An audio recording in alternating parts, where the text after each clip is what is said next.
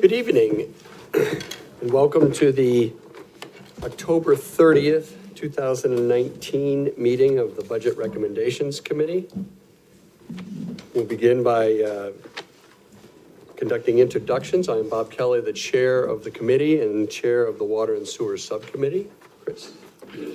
Christine Suter, vice chair and chair of the, Human Services, Library, and Parks and Rec. Evening, everybody. Corey Stevens, JD Hill Ave. I'm on the Water Sewer Subcommittee. I'm Doreen Chester, and I'm the finance director. Russell Dean, town manager. Jennifer Perry, public works director.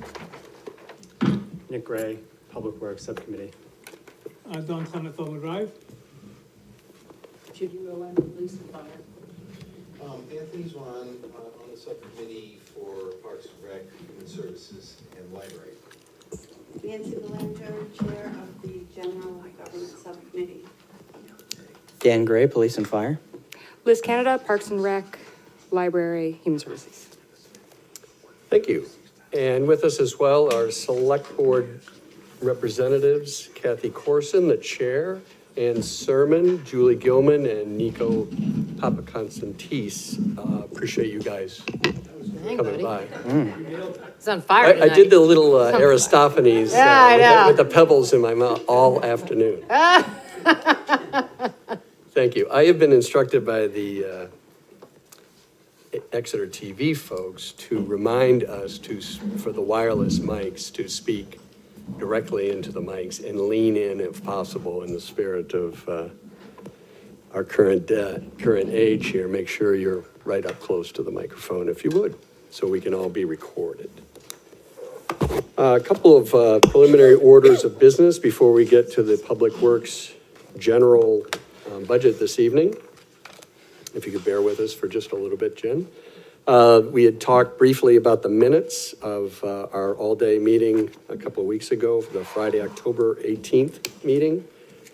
There was an initial correction, but then it was decided that not everyone had had a chance to review those and were unable to vote. So hopefully you've had a chance to review those. And Anna had weighed in and suggested that, where was this? Well, I'll have to go over with you, Joanna. There's a paraphrase, something about her not understanding what was said, and she said she did understand it, but it was, I don't know. She's not here to paraphrase it, and she didn't document where exactly she wanted it. So, anybody else have any corrections? Nance? On page 7, I don't think you can hear me, I can hear me. The Sustainability Advisory Committee part, it's the final paragraph, about halfway down. They have an advisory, it says commission, it should be advisory committee. And I do have a question, I just went out. I jinxed it. I gave two handouts, and it's not noted, and I don't know if that's typically noted. I handed out the grant, the receiving of the grant, thank you.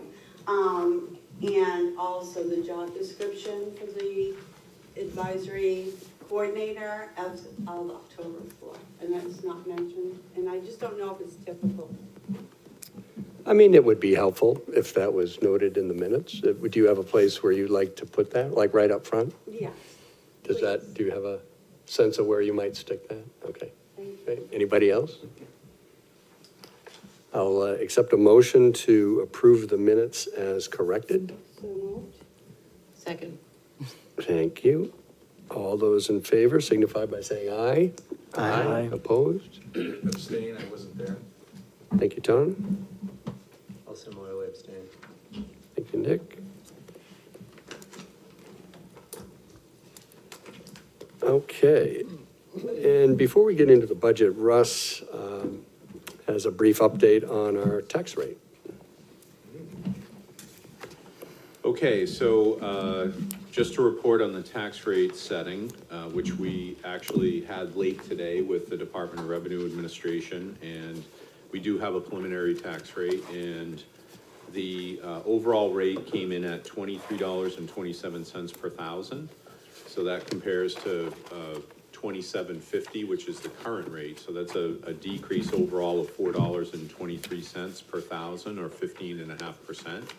So we knew, we anticipated certainly a drop on the town side. We weren't quite sure of the schools last time we talked. So, and just in terms of the pieces of the rate, the town share came in at $5.71 per thousand. Schools, $14.64. State education tax, $1.98 per thousand, and county tax, 94 cents per thousand. So that's the full number, $23.27 per thousand. So we would anticipate, once we get the rate set, we begin our bill process. I did report to the select board on Monday night regarding the town side of the rate, and indicated that based upon the valuation average, so where you fell in the average, which was 18.9% increase value-wise, the single-family home value, looking at the old average was $337,000, the new average is $400,000, $700. So if you fell within the average based on that, on the town side, there was $151, I think it's 151, reduction in the bill itself, the actual township portion of the bill. So that is where we stand going forward. So Excellent. that is the report. And for anyone who's wondering, they can do the math based upon the old value, the old rate, and then take your new value and the new rate, and you can do the math and figure out whether your bill is actually going up or going down by order of magnitude. Great. And for the record, Jay Perkins, the highway superintendent, has joined us. Okay, so this evening we have Jen Perry, the Director of Public Works, and Jay Perkins, the highway superintendent, to support the subcommittee that worked on this. Nick Gray was the chair, and Don Clement and David Bevins assisted. So per our protocols, we'll have you make the presentation on the budget. If you need any support or clarification, obviously Jen and Jay are here to do that. If anyone has any questions, we'll proceed along accordingly. And again, feel free to ask the department's representatives with any questions. So Nick, the floor is yours. Sure. And as far as our remarks go, would you like me to address the entire budget or go department by department? Do we have any preference on that? Well, why don't we just start, it's on page 21 of the general fund budget. We'll just start right at the top and proceed down. I know you've written a summary that describes some of the increases and some of the things that, of the subcommittee's deliberation. So as you proceed down through the line items, just to highlight those for us, if we don't ask questions on them first. Sure. Just to start, I want to thank Dawn and Dave for their help throughout this process. They devoted a lot of time meeting with the department head outside of that meeting as well. So I just want to thank them for their assistance. And also I want to thank Jennifer and Jay for their time. They made the better part of an entire day for us. So I'm very grateful for that. At a very high level, the DPW subcommittee is pleased to present a subcommittee recommendation for a total department budget of about $5.54 million. That's a 3.1% year-over-year increase from the 2019 budget of about $5.38 million.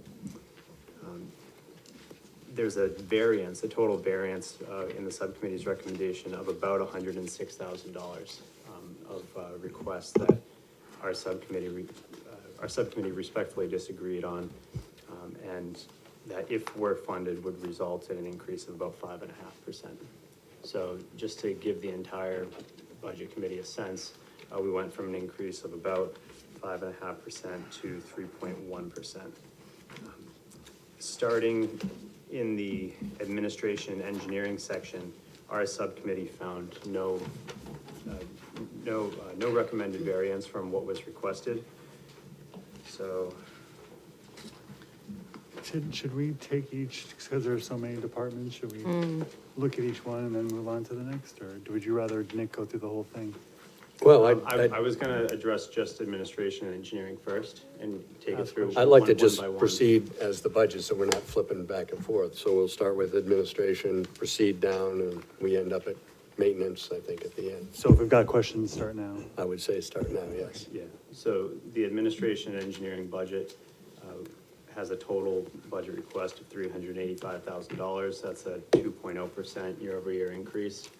Our subcommittee didn't disagree with any of the department's requests. We found that it's largely driven by salaries and benefits, and it's simply adjusted for inflation in most of these line items. Any questions on admin? Bob, just a reminder that I know we'll need revised benefit totals Yes. too, for each of these. Corey? The line 55200, the supplies, do we have a year-to-date spend that's different than what's in the prelim budget? Yes.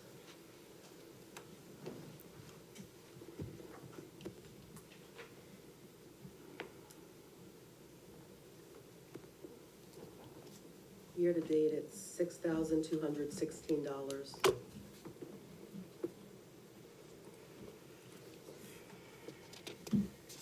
And if you would, Doreen, the new benefits total? Yes, the new benefits total is $158,519, and again, that's 158,519. Thank you. Any questions at all on, or changes on administration? One other question. Sure. On 55238, the radio replacement, what's the status of that project? It doesn't look like we've done anything with that line for 2 or 3 years. But we carry 1,000. Does that just, maybe it's not recorded, or? The radio repair, not radio repairs, but radio replacement, that is when we purchase new equipment and do a radio replacement. It's barely what is needed to cover those costs. If we can, we cover them in the vehicle charge, but frequently, you know, we're right on the penny with a vehicle, and we have to still replace a radio in those vehicles. So we're replacing, we're just not recording it necessarily to the line. They have been replaced. I'm not sure where they've been recorded. They should be in there, but like I said, if we have money still available in the vehicle account, we will do it there. My understanding when we went through the subcommittee, and it's a good question, was there was more of a placeholder than anything else for anticipated radio replacements, that as Jen spoke to when new equipment, but also if you've got something has to be replaced. So it's more of a placeholder that's been standard for, what, 5, 6 years, Corey, I think, if you look back. Do we know how much new radios cost off the top of our head? You said something about Well, we're this sort of is- close. This is a bit of a challenging discussion that we've had with fire and police they've helped us out. When our equipment fails early, which it does happen, they sometimes will have pieces of equipment that we can take over and supplement our stock. And they tell us our materials are too cheap, which doesn't surprise me. I realize they're a lot more mobile than we are, and probably more exposure. But we're spending anywhere from $600 to $800 for radio replacement, and we probably should be closer to $1,500. I mean, it's not, it's not a big deal, but it seems like sort of, if we're sort of like the education budgets in the past, they're there, we should sort of charge against them. Because like Corey said, it has been sort of sporadic prior to last year. I mean, well, there's nothing been spent for this year's budget, and it was several years before that, and it was all generally less than $1,000, so again, I don't think we need to quibble about a few $100s, but it would be worth spending that just to keep the line in there, just for procedure, if nothing else. Any other questions? So the new admin number, Doreen? Okay, the new DPW admin and engineering total is $388,660. Again, that's 388660. I would entertain a motion to move that number. So moved. Can I just ask, so, Sure. For discussion. sorry, yeah, for discussion, the benefits went up to 158, right? Yes. And then our total admin in engineering is only 388? Seems like there should be a bigger increase. Yeah, we went up 50, Oh, yeah, we went up Partial 53. My bad. Water sewer, probably. my bad, Yeah, it I'm in is. I'm in the wrong year. No, but that's, No, you're that's a right. good, yeah. The allocation changed, so that's why the net is only $3,176, the net change. A percent of the benefits are charged to the water sewer. Ah, okay, so if we For this change, division's personnel, like the town engineer, the DPW director, and office manager position. So even though the gross benefits go up by 5,000 or so, the net. They're being is less discounted than that on the net. Because there's gonna be a peel off over to water and sewer. Yeah, and that number, if anybody wants to know, it's 121,541. So a difference of 1,059 two times 2,118. any further discussion? Don? This just reminded Nick and I, when we sat down with DPW, they had 3 positions that are being reviewed to be moved to new job classifications. So that's why you see a little bit in the reflection in the salary and wages, an increase of $12,000. Some of that is in anticipation of job reclassification. As a subcommittee, budget subcommittee, we really didn't have much to say on it because reclassifying positions is completely under the purview of the Board of Select Board. Correct. So the Select Board, I assume at some point in time, is gonna take up that particular request for job reclassifications. But these particular positions would be classified into positions that are, I think, a grade higher, which consequently would be a different salary, higher salary going forward. So, but again, as a subcommittee, because job, It's not a new position. it's not a It's new position. reclassification. It's a reclassification, and reclassification is completely under the purview of the board. Thank you for bringing So I that just up. wanted to, in Very, case that question comes up, and some of the other increases relating to salary, that is part of the reason. excellent. Those were supposed to be removed. I will double check the number because all reclassification money was to be transferred to the HR budget for job reclassification. So I'll double check that that does not contain that number. And just to clarify further, we did actually have a compensation adjustment made to one of the personnel in Public Works based upon an adjustment in responsibilities, I will say, as far as what is happening there. So that was more of a market issue, and we did make that adjustment this past year. So Right. part of the wage increase, what you see is that adjustment built in for a full year. And I think to Doreen's other point, the other proposed reclassifications are actually going to go through a process for that, to Right. review that in accordance with our classification plan and process, and I think we talked about that at the all-day meeting. So she would be correct in that any wages for proposed reclassifications would not be baked into the department budgets. They would be part of an overall pool. So what's the timing on you checking that? Are you able to do that on the fly or? I'm doing it right now. Okay. Yep. Just fly. Because we don't want to obviously vote on that if they're going to And it change. does not contain the reclassification. So The 448,227 is just the normal budgeted. so salary. COLA, So it's the correct. 2.8 is the COLA increase. Well, there's a step in a COLA. Okay, Yeah, but it does not include it, which is the way it should, Well, supposed that's to the numbers way are we legit. were explained when we Got sat it. down, that included be. that. So the numbers are legit in the budget, the $388,660. yeah. So it's been moved and seconded, all in favor of the administration and engineering total of $388,660, signify by saying aye. Aye. Opposed? So vote. Proceed. Okay. Moving on to highways and streets, the subcommittee had 3 suggested modifications to the preliminary budget. The first is a fairly major one. There is a request in this year's preliminary budget to add a new highway operator. And the cost of that operator would be approximately $50,900. And that's for 8 months of salary, and benefits would be tacked on top of that.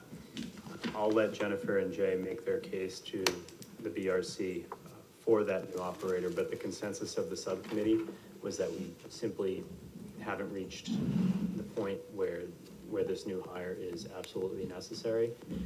And we weren't persuaded that it's the right time to add the significant funds for salaries and benefits. The second suggested modification of the subcommittee is in the tree maintenance line item. Based on historical spending, we think that we can level fund tree maintenance at $20,000 and not increase it to $25,000 as requested. And then finally, our third requested modification is actually to add funds to the signs line item, to change that line item from $7,000 to $14,000 to fund a flashing crosswalk beacon on Hampton Road. These 3 modifications combine for a total variance of $48,905, which, if approved, would be a 1.7% year-over-year increase from the 2019 budget. So tackling those in order, I think we should have a discussion on Sure. on the request for the new highway operator. I think I'll turn it over to Jennifer and Jay so that they can make their case. But before you do that, can you just, how did the additional funds come in? Was that something that the committee thought of? Well, we'll Was get that to, something why the don't we get to department thought that? of? Well, we'll just go in line, we'll Right. get to that, because the salaries are right up front, so we'll deal with that.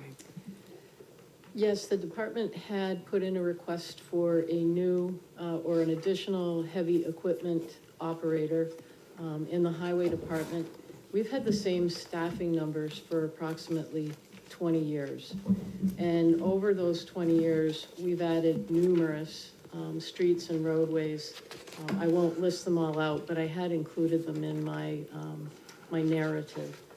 And when we add roads, obviously that adds not just to the snow plowing in the winter, but it adds to roadside maintenance, mowing, tree pruning, storm drainage maintenance, catch basin cleaning, just the driveways, mailboxes, I can go on and on. And it really has become a bit of a toll on the department to continue to add new roadways with no consideration for adding staffing. And these are the people that are truly out there getting the day-to-day work done and keeping up with all the expectations of taxpayers and residents. So we felt that this was the appropriate time to put in this request. We don't typically do that, and that's why you haven't seen this in 20 years. But I don't know if I have the total tally in lane miles, but we've added over 20 new subdivision roads in those 20 years. And some of those roads are over a mile in length, some of them are much shorter. But it's a significant increase in our workload. And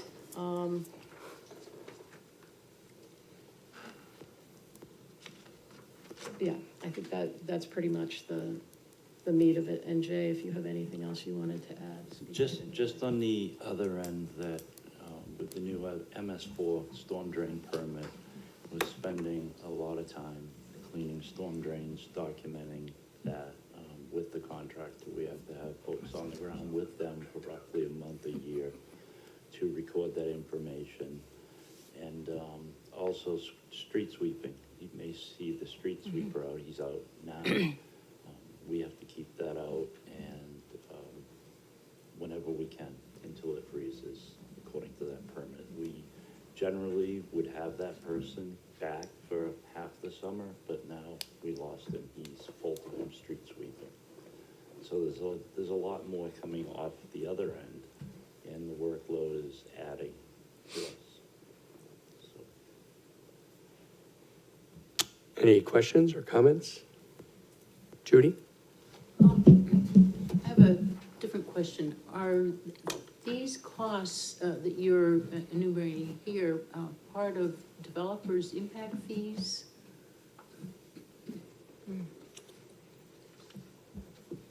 No. Are we talking about wage costs?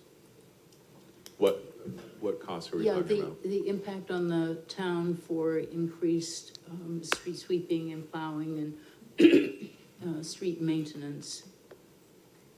No, we don't do impact fees. We don't do the impact fees for School and water, rec. sewer, school and recreation, am I correct? Right.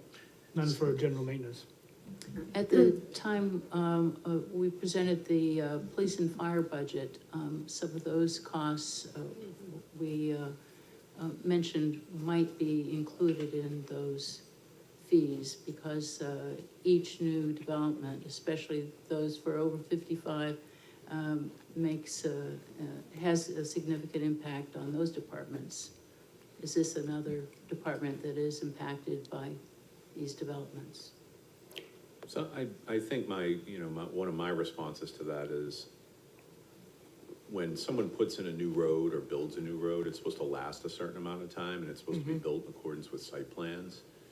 I think one of the things that, as the town grows, you always grapple with is calls for service. I mean, we talk a lot about that these days, like how many calls for service are we getting? What's the demand on service within a department and so forth? And I think one of the things that we've certainly tried to do in DPW over the last few years is we've addressed some of these items through creation of a standby pay program, which is now part of our budget. We've also gone in and modified our collective bargaining agreement and modified classifications of positions and kind of worked to restructure some of the work that way. And, my takeaway is that it's always, especially, and I've been telling this to the staff throughout the process that, what we're also trying to preserve is a basic budget, given the fact that we have really large increase in benefit costs and things like that. And so when we're contemplating additions, maybe we look at just a targeted approach and try to understand it more fully before we do a deep dive in there. But I certainly understand these are always complicated issues, but it's one of those things where I think we can flesh out the metric a little bit more on it. Because I am interested in certainly what the MS4 does to us on a continual basis, and that's been something that we've been talking about with all the EPA requirements that seem to continue to knock on our door.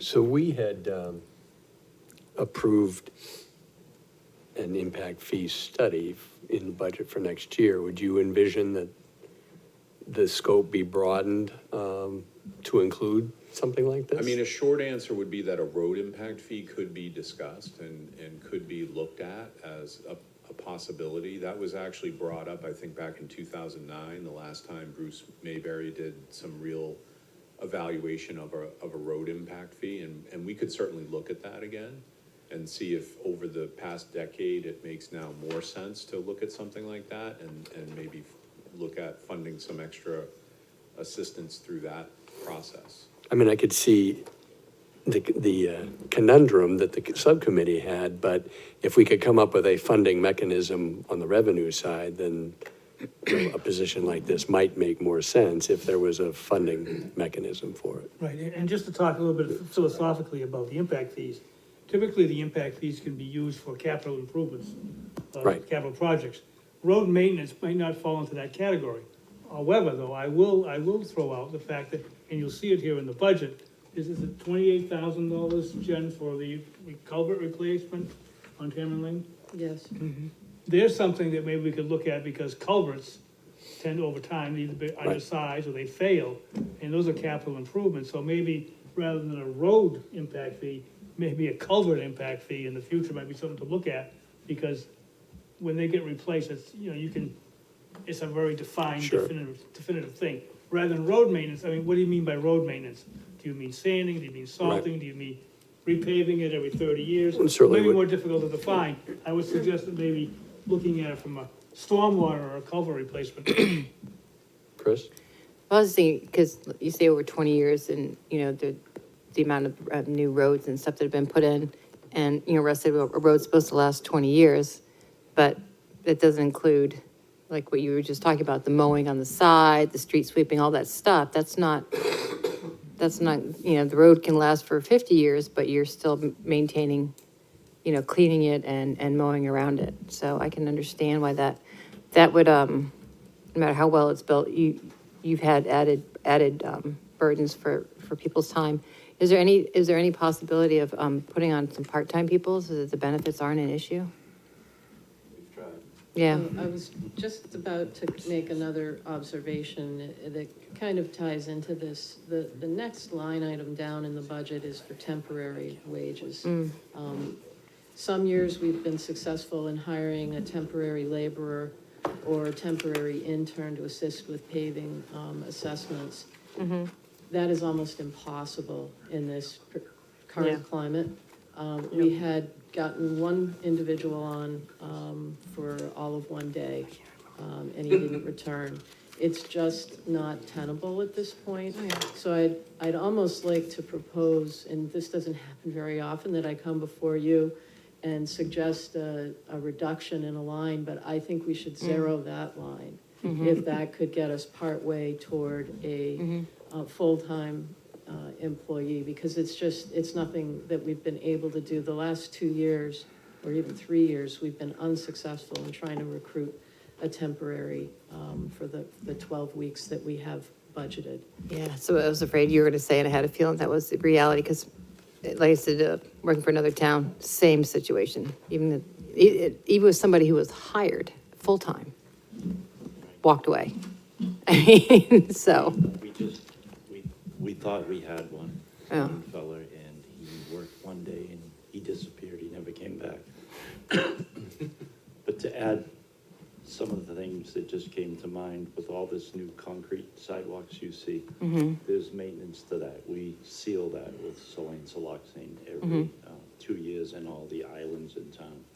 It adds up, it's very labor intensive, but if we don't do it, it looks similar to what the state is out on 33 and 27. So those are some of the things that more added work that we're doing. one more follow-up question with that. So temporary people obviously aren't working, or that budget, you know, doesn't seem to be necessary anymore. Part-time's not going to work.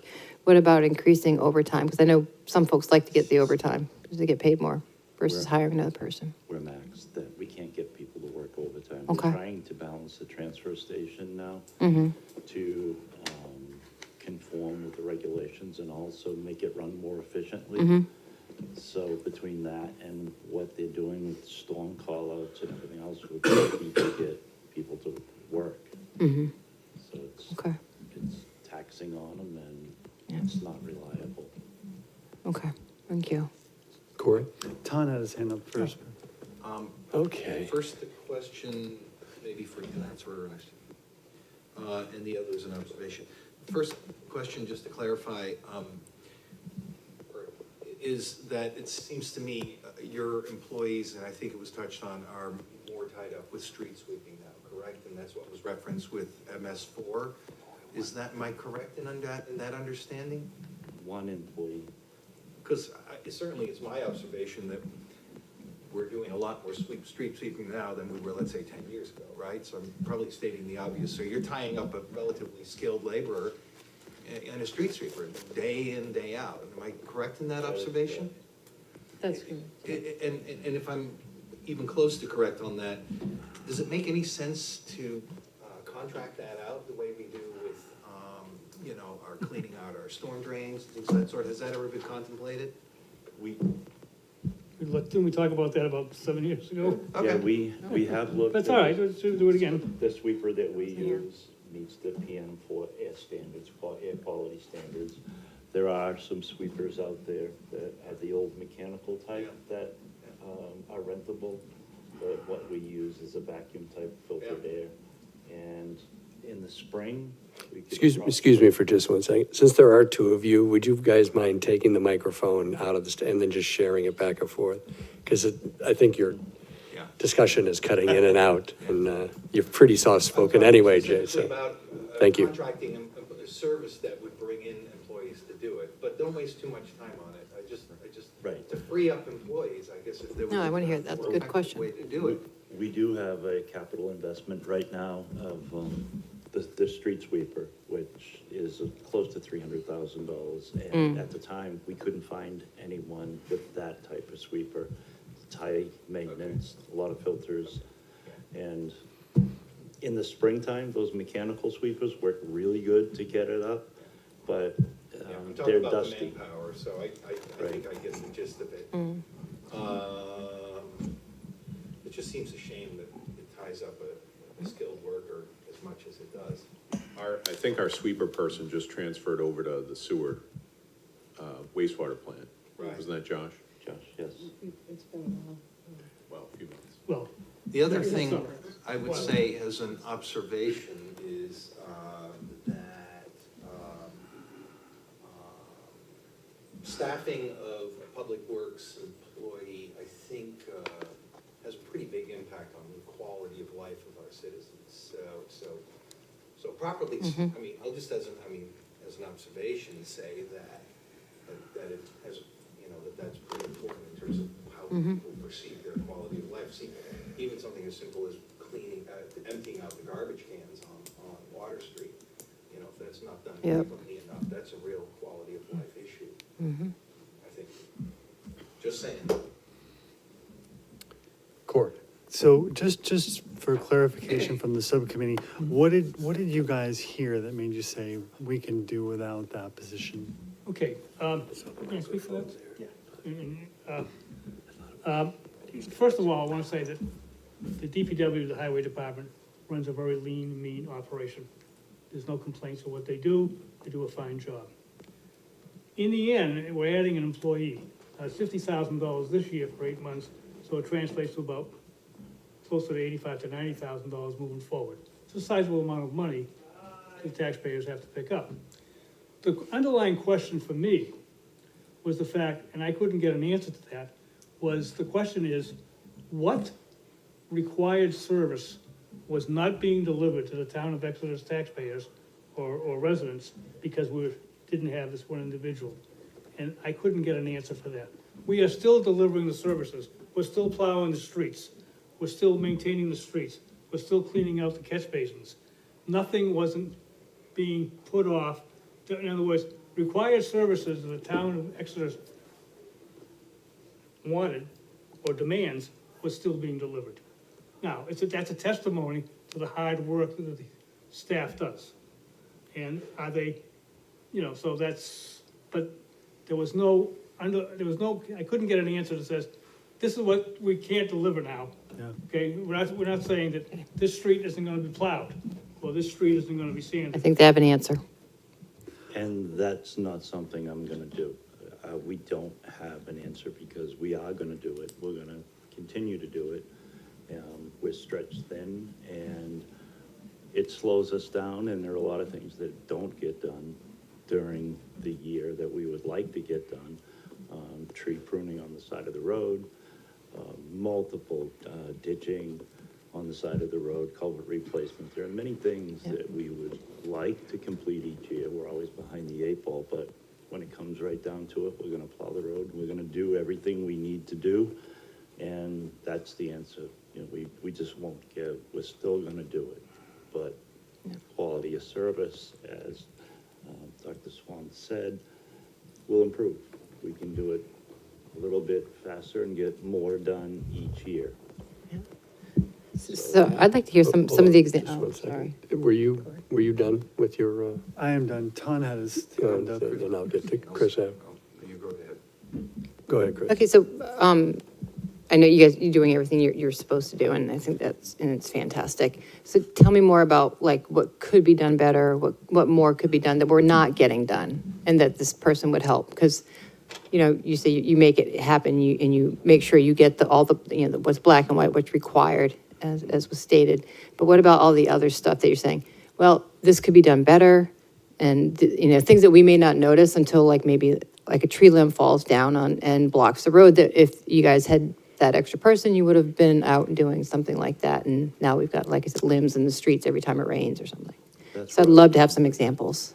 Yeah, tree work is one. We do as much pruning as we can in-house when we can get the fire department's bucket truck, which is available a lot more than we are. So we can get a lot more of that done, and cutting road shoulders back for drainage. We get roughly 2 miles done a year, and we really should be doing 3 times that. Cleaning culverts, we don't get a lot of it done, but we should be doing maybe twice that.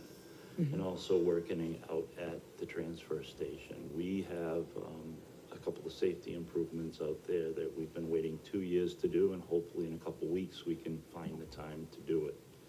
And another thing the department does is we support and augment other departments as the rec department. They have 2 people, no heavy equipment and Right. trucks, so a lot of the projects you see at the rec park, any of the parks, generally done by the department to augment that work. So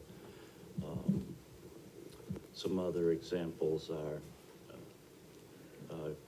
road shoulder work, putting gravel in the shoulder so there's not a drop off when you drive off. That's a continuous, ongoing, every time it rains, and we're back there doing it again. We should be doing a lot more of it. We do the really worst areas, but milling roads. We have a small milling machine. We go out these rough patches all over town you see. We mill and repave those. We've had a paving crew out 7 times this year. We should have been out 3 times that. And so, yeah, we could make the roads smoother, better drivable. Sidewalk repairs, we could make those better. We had some time last year to get our sidewalk paver out. So those are some of the things we should be doing more of. And is one person gonna fix it all? No, but it's gonna get us ahead. As like Jen said, it's been 20 years and we're chugging along, and the answer is we're still gonna do it regardless. We're still gonna get the work done. Not as much, but it seems like we put out fires. We're more in reaction than proactive. Thank you. I just wanted to add to what Jay just said, and I think his last words are telling, that, you know, we're always reprioritizing and making sure that the most urgent safety needs are addressed, but a lot of the other kind of standing work just gets put off. And, you know, to wait 2 years to complete an improvement at the transfer station for something that they've been wanting to get done, that really does, it will improve safety for the public out there. It'll improve our efficiency out there. It's really a shame, because they have a lot of good ideas that just are kind of, they're in the parking lot, if you will, and we can't get to them because we are having to constantly reassess and readdress how we're meeting the day's demands. Todd? Just, actually, the timing was good. I'm glad Christine asked her question first. You touched on it, concrete sidewalks. When was the last time you had the manpower and the time to properly treat those concrete sidewalks to maintain them this year? This year. So you did, so I missed that, so you are doing it, you're Yeah, it's a 3-man crew with cones and 2 sprayers with the spraying down siloxane, the and concrete and all that, so you are doing it. we're on a 2-year cycle. Perfect. Of all concrete in town. It's not Perfect. just the sidewalks. Okay, It's the glad to train hear it. station, islands, so it's supposed to be done every 2 years, including the bridges. Yeah, And we are doing it, Yeah. and we're putting other things off to Yeah. do that. Yeah. But if we don't, they're gonna fall Then apart. they're gonna crumble. Got it, okay. Thanks for clarifying. Any other questions or comments on the staffing request? I just had a scaling, just better understanding. So you mentioned, for the 20 years, it was about 20 new subdivision roads that have been put in. I'm just trying to get a sense of like, what is the total, like, what is that percentage-wise of our town? And I apologize, I had meant to tally up the actual linear footage or mileage, and I didn't get to that in my, preparations, but it's fairly significant. When I started, I wanna say we had just under 60 miles of roadways. I wanna say we had 58 or 59. Now we're up over 70. That's just a ballpark, but that's a significant increase. That's helpful, thank you. So 15, 20% maybe. Yeah. I was gonna make one comment, Bob. Sure, Nick. Our subcommittee certainly doesn't doubt that the entire DPW staff is working really hard. And we recognize that the workload that they're facing might not be tenable long-term. But we did also try to view this request in the broader context of this year's budget. And given some of the increases for unfunded mandates in the landfill monitoring category, as well as a pretty substantial increase for recycling and waste management, I think we were particularly concerned about adding additional funds for staffing in this given year. And I know that's not an approach that you can always take for every single element of the budget. There are things that need to be addressed immediately. But as Jay explained, they're still getting the job done. They might not be doing it in a way that's workable long-term, but they are getting the job done for the time being. And given some of the other budget increases we're facing, we just didn't think that this was the time to add additional staff. Nancy? As a follow-up to that, I'm gonna ask Jay and Jennifer, how many years have you been getting the job done and felt you needed this additional personnel? I mean, your honey-do list, it sounds like it's probably gotten pretty long. But I'd be interested to know how long you've been considering making this request, because I know department heads don't typically make it until they really need it. Right, we haven't made it, but it started to hurt with the stormwater regulations when the permit was in draft form, and we started doing a lot of those things to be ahead of the curve. That's when we really felt it, when the sweeper was out a lot longer during the year. We used to do an initial sweep of the whole town, then it was sweep and then downtown, once a month, and then it added up, so. So what year was that? MS4 was what, 2 years ago? Well, that was the second round. The second round, yeah, but that was the one that piled on a lot of That was a requirements. lot, yes. I would say 2013 approximately. Yeah, that's what I was thinking, I just couldn't remember the exact year, but thank you, thank you. Well, before we decide on this, there are a few items in the highways and streets budget that, one, the subcommittee has recommended and then are sort of hanging out there increases. So why don't we go through all of those items, and that may or may not, clarify our thinking, but at least provide us with a better sense of how this budget might shake out. Judy? I had a question on longevity pay. Some departments have been phasing this out, but this is a different department. What's the situation there? This was phased out of the contract in 2014, I believe. So, but we do still have some employees on staff who are grandfathered or predated that termination period for Okay, longevity. So this number will continue to decrease over time? It will decrease as those people leave, but as those people, if those people don't leave, if they stay on, they do get additional monies at certain milestone years. Okay, thank you. Okay, moving on down, I guess your next item would be the tree maintenance, if you want to address that. Right, there was a request to increase that line item from $20,000 to $25,000. And the DPW head, Jennifer can correct me if I'm wrong, but I believe part of that request was because of the additional improvements being made on Lincoln Street right now. They feel that that might impact that line item. That might be the case, but the subcommittee looking at the historical spending for this line item just didn't think this 5,000 is necessary at this time.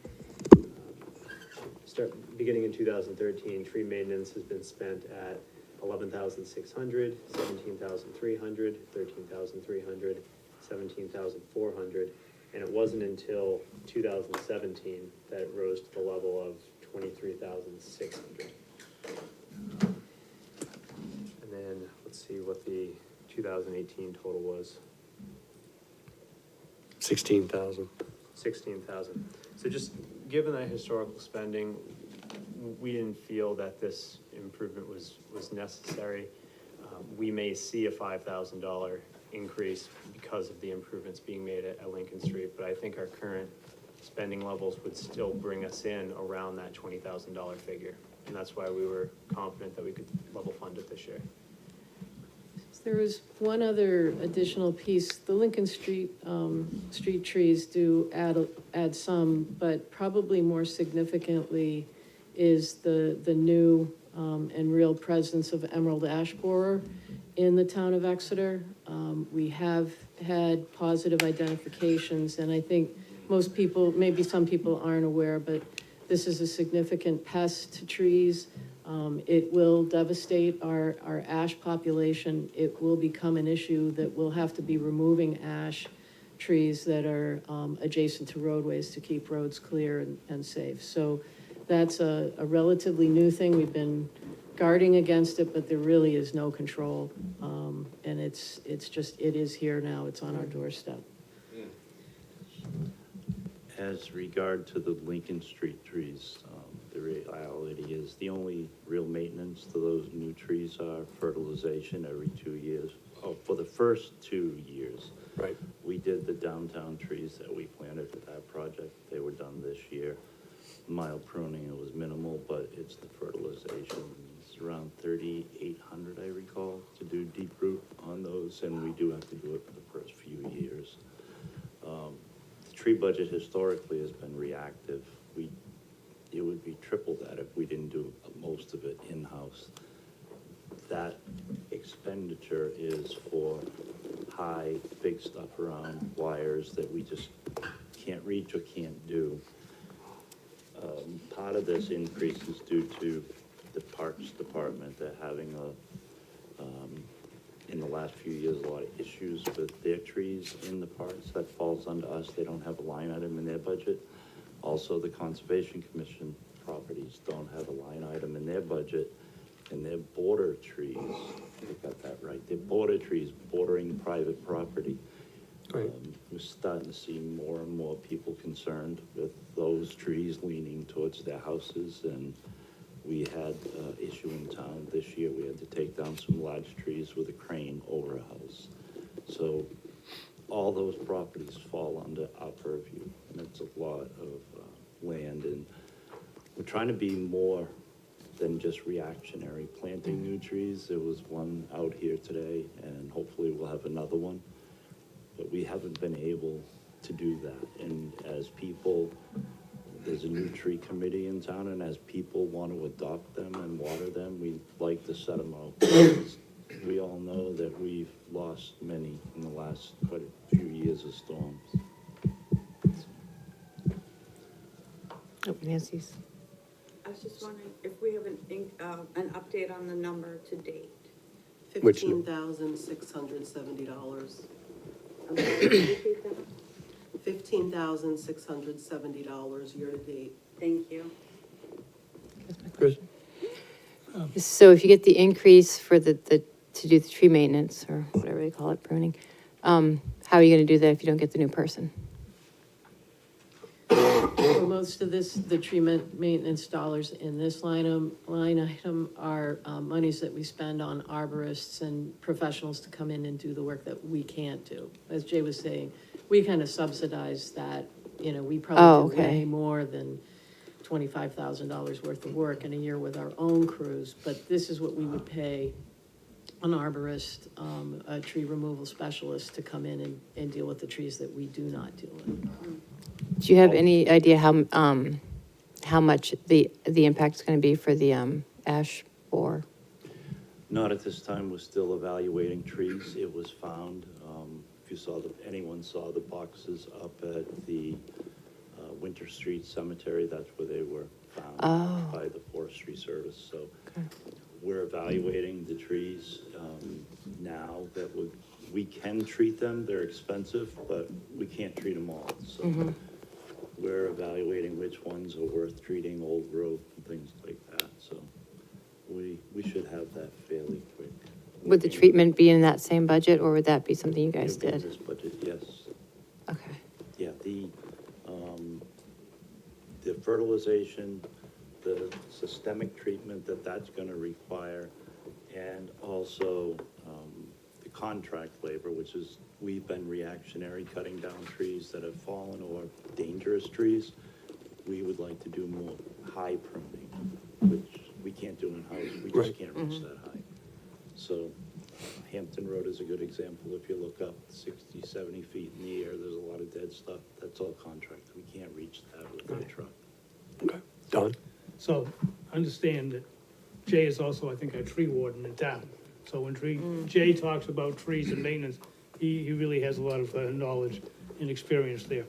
One of the things with the ash borer, for example, the emerald ash borer, is that while we can identify it, it's almost impossible, from my experience in any of this stuff, to completely eradicate it.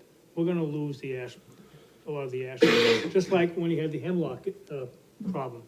We just can't, there's no way. You know, I mean, another problem we have with invasive is the bittersweet. The bittersweet wraps around and chokes off and kills trees. There's no way that any town can completely eradicate or maintain or manage all that. We try to do the best we can.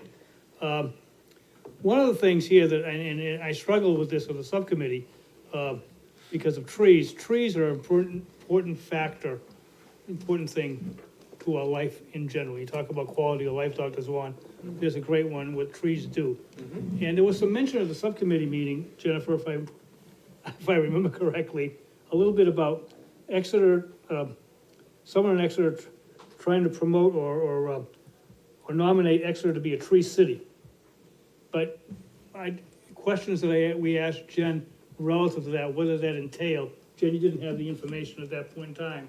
I don't know if you do tonight, but one of those things was to, was to encourage trees and for sustainability. So with that, I mean, if there's any more information, because I was very torn about trying to sacrifice, the care and maintenance and promotion of a green canopy in this town. So I don't know, is there anything more, did you have anything more since then we had that meeting? Yeah, About that, Jen? there's a lot of information about. Because we didn't have it at the subcommittee meeting, I know, it's not a criticism, but. Right, it's there's a lot more than I can really display tonight, but the town of Exeter, we do meet the criteria to be a tree city. Okay, So there's no additional funding for that. We have to spend, I think it's 2 cents or something per capita, or $2. oh, But okay, we do meet the criteria, so this isn't part of that. Okay. We try to promote planting new trees. We've always done that, but we also preserve old growth trees as much as we can. Rather than take them down, we'll cable them, we'll do everything we can to save them. And you're absolutely right about the emerald ash borer, the woody adelgid. We couldn't control that, but as I said, we're surveying now the ones that we should be doing, the ones in the parks or parkway. More of the old growth ash trees that we should be protecting. we can't do them all, and that's obvious. Yeah. So that's where that comes into, we'll be treating. And I'd like to save them all, but it's not gonna happen. Before I forget, Doreen, on the line above that, vehicle maintenance, do you have a year-to-date on that? I'm sorry, which line item? 55319? Just before we get too far down away from it. I'm assuming that's historically in the mid-40s. I'm assuming we've got a lot of end-of-year stuff on that. 21,667 year-to-date through October. Is there anything encumbered at this point, or any specific plan? $1,700. Thank you.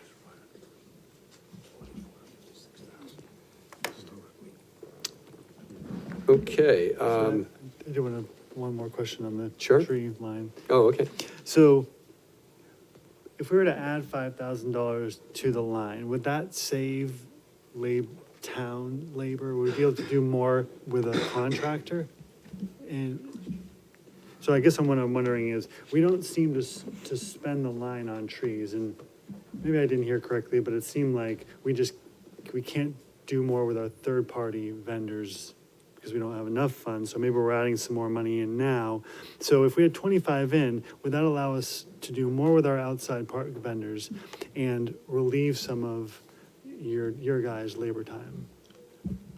No, not really. We do a lot more than that in-house. Okay, This is more the high line stuff Got it. that we can't do, right, and we should be doing. yeah, But I don't think we're gonna save on our end, because all the small stuff, the small pruning, we do in-house, and anything, I believe it's a 60-foot reach Right. for the fire department's bucket truck. and then I guess so I hear it, we don't seem to spend $20,000 a year, and what was the reason? We don't seem to spend the line, so Because that budget, we more reserve for emergencies. okay, Takedowns, Got it. dead trees, limbs, storms, things like that. And we always wait until the end of the year for what we're supposed to get tomorrow night, high winds. Right. We don't know what's gonna happen, but I'd like to be more comfortable so we can go out on some of these roads, and I can name a ton of them, where you have the high stuff with dead limbs. Just look up Columbus Ave, drive down there, look up. We can't reach that stuff, and we should be proactive. yeah. You're appealing to the chair. Tree. Tur tree, blame Liz. Spend the money. So it's a budget where you kind of wait till the end to see Hold on, if you Jim. don't overspend it, because it is a kind of an emergency fund, Yeah, and then see where you're at. right. Okay. And during hurricane season, things like that, we don't. So it's, Judy? In this juggling of personnel and what can you accomplish and so forth, we're going to go down to the paving budget at some point. So the question would be, as we homeowners have to look at our budget and decide what we can and can't afford to do, how important is the new employee, the arborist you want to hire to do tree trimming versus the full paving budget?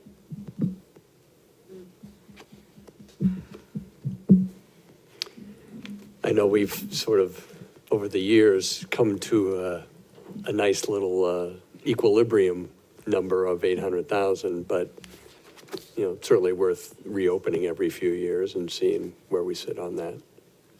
We do ask this question of our paving guru, the town engineer, Paul Vlasic, who has done a super job of really approaching our street maintenance and paving budgets as asset management. What's the level that we should be expending to maintain the roads we have in the current condition? And we have a very technical piece of software that we use called Paver. Originally was designed by Army Corps of Engineers. And he can tell me exactly what the pavement condition index, the PCI, is, in Exeter for all of the roads. And he looks at a lot of different ways. He looks at different classes of roads, residential versus industrial versus arterials. And historically, we had estimated that just over $1 million a year was needed to maintain the PCI of 67. But we've been doing a lot of capital improvement projects that certainly add to the list of roadways that get paved. And so at an expenditure level of 800,000, which we've been at for several years now, we are maintaining that PCI of 67. But we're also getting quite a bit of additional work through sewer, water projects that have utility projects that have resulted in paving improvements. So I think the long answer to your short question was, I think we're at the right level of expenditures for maintaining our roadways in Exeter. I'd hate to see us step back, because that is a very important asset. And if you remember, and I encourage anybody that wants to learn more about paving, we've got a great PowerPoint presentation on the town website from, I believe it was 2017, we did an update. There's a performance curve, and you want to try and get those, pave the roads when they're still high, relatively high on the performance curve. If we let them deteriorate and get down to the lower level, and we're having to pay for road, more than just paving, but road restoration, road reclamation, we're paying 7 times as much as we would be when we're on the higher end of the curve. So it's really important that we stay up there. Once you start sliding down the curve, it costs so much to get back. You never make that up. Listen to Don and Yeah, I then was like to gonna say- move, Mike to move Yeah, I along. was trying to gonna be here for a answer few. Judy from a budgeting principles. You can certainly take money away somewhere else in the budget, say the paving budget, for example, to, make up the difference of what hiring a new employee. But that new employee has been hired and he's going to be on your budget year after year after year after year. And so in order to do that, you're gonna have to keep your paving budget cut year after year after year after year. And as Jen says, eventually, very quickly, that catches up to you. So I think trying to equate something from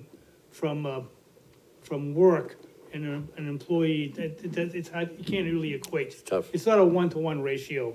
I mean, I understand what you're saying, but from a budgeting principle, it doesn't work. Because you're not gonna hire an employee and say, the next year, well, we don't need that employee now. It never works that way. Thank you, that's helpful in terms of priorities, Yeah. how we Yeah. prioritize. Oh, sure.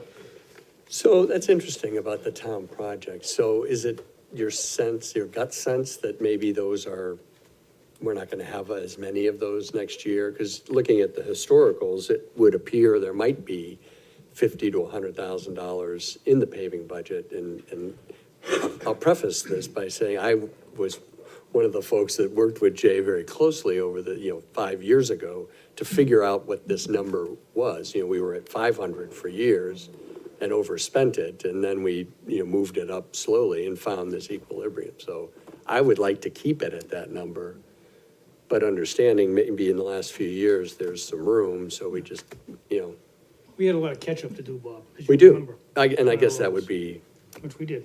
like to get the assessment on that if. Yeah, you may recall at town meeting this year, we did have an warrant article for the design for the Salem Street area utilities, and that's the next work that'll be going on.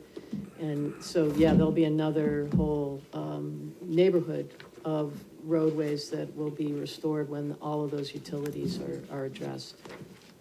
But isn't that part of that project, the paving? That Yes. wouldn't come out of our Yes. budget. Right, but And then that's what I'm saying. similarly, if West Side Those Drive, Those projects have basically subsidized the Right. paving budget. We should have been spending more than 800,000 if we Well, I didn't have understand. CIP Yeah, I projects. understand. That's the point I was trying to make. any other questions on this general issue? Why don't we proceed trees. down to, did you have any observations on it looks like they're doing a culvert replacement under 55066. Did you have any?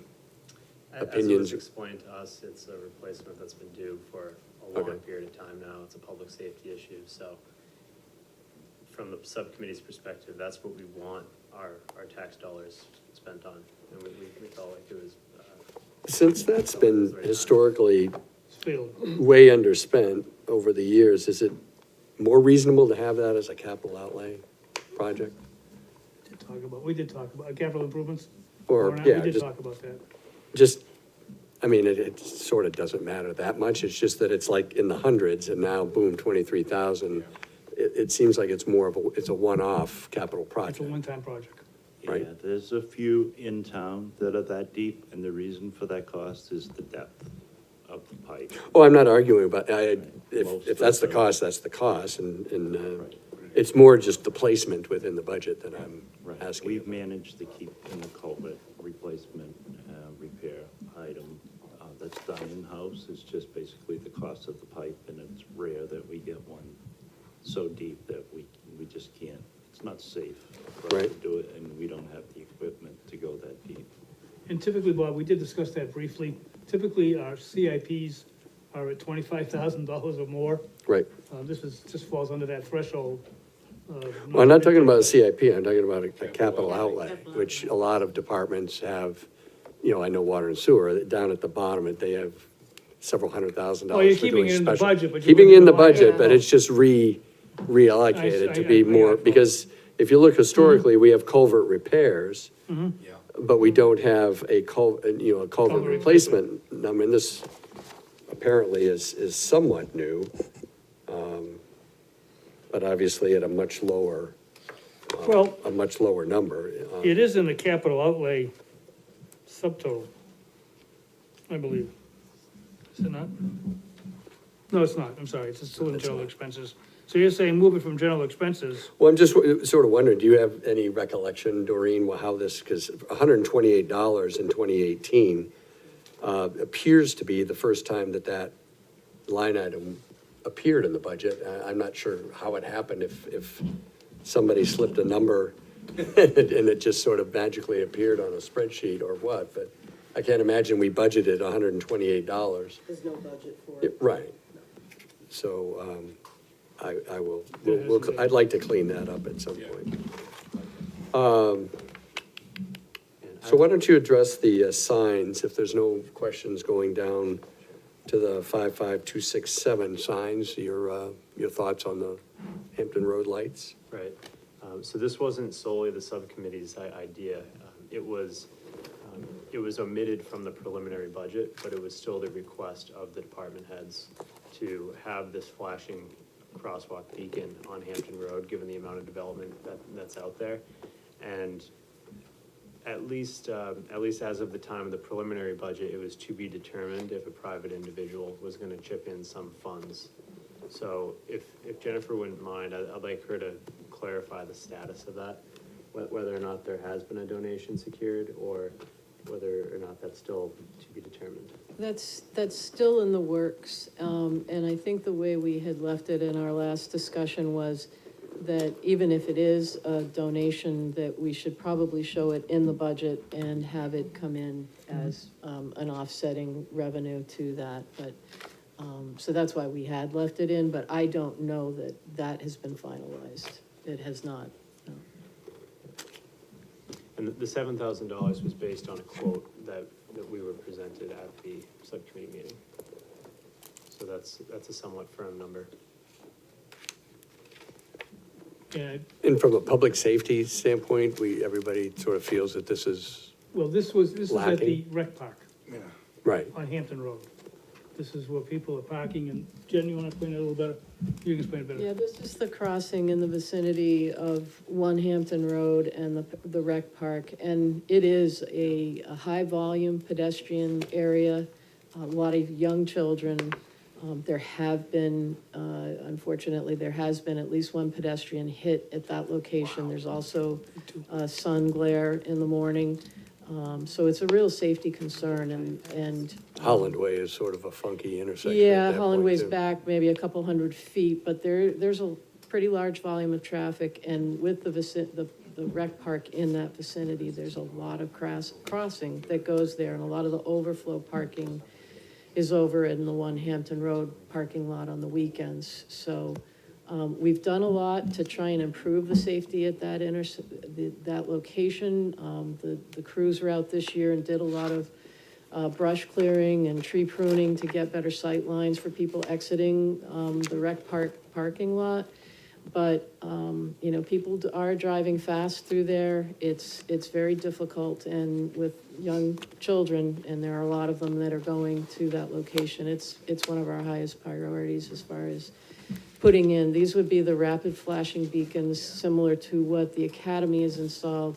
But strobe these would be manually activated. You would have to press a button. It's not, you know, just walk through and the lights hopefully go off. We want to make sure people are, Stop. have to physically make that Push.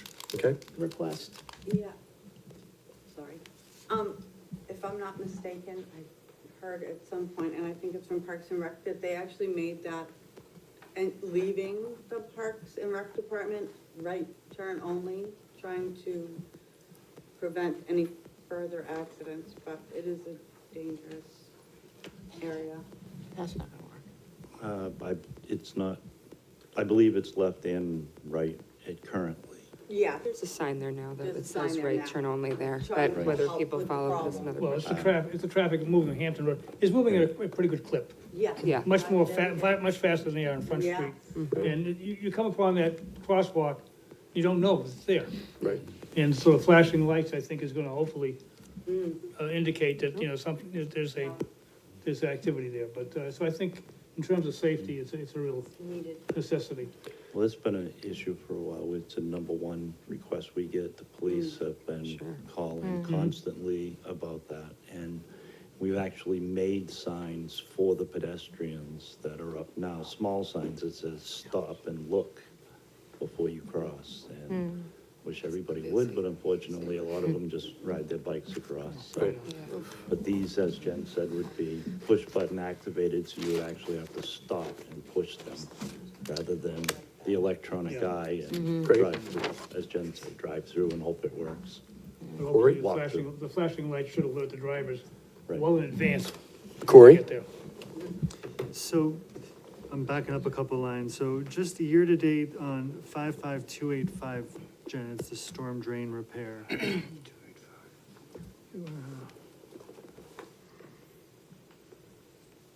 $5,152. And then the next one down, the bridge repairs, 020.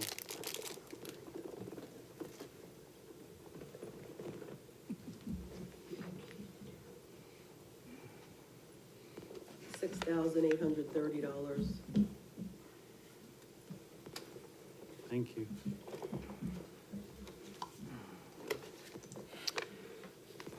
Any other questions or comments on the bottom part of general expenses after the signs? Okay,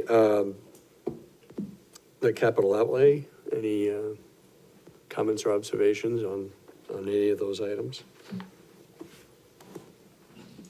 Paving and sidewalks and storm drain cleaning? I mean, you didn't make any in your report. I didn't know if Nope. paving always is a popular line item to discuss. Our feeling at the subcommittee meeting was that even if there's dollars that haven't been spent in previous years, the need is certainly there. I definitely hear that from residents, so we weren't eager to cut paving in any way. Fully agree. Okay, so we'll go back up to the top. I'll either entertain a motion from the subcommittee, or if anyone has any kind of comment or observation on the staffing request. It's been recommended by the subcommittee to not approve the new operator for 8 months. And Yeah, just a quick question. So I know we discussed briefly about increasing overtime. Is there really any specific issue why we can't utilize that, or it's not being taken advantage of?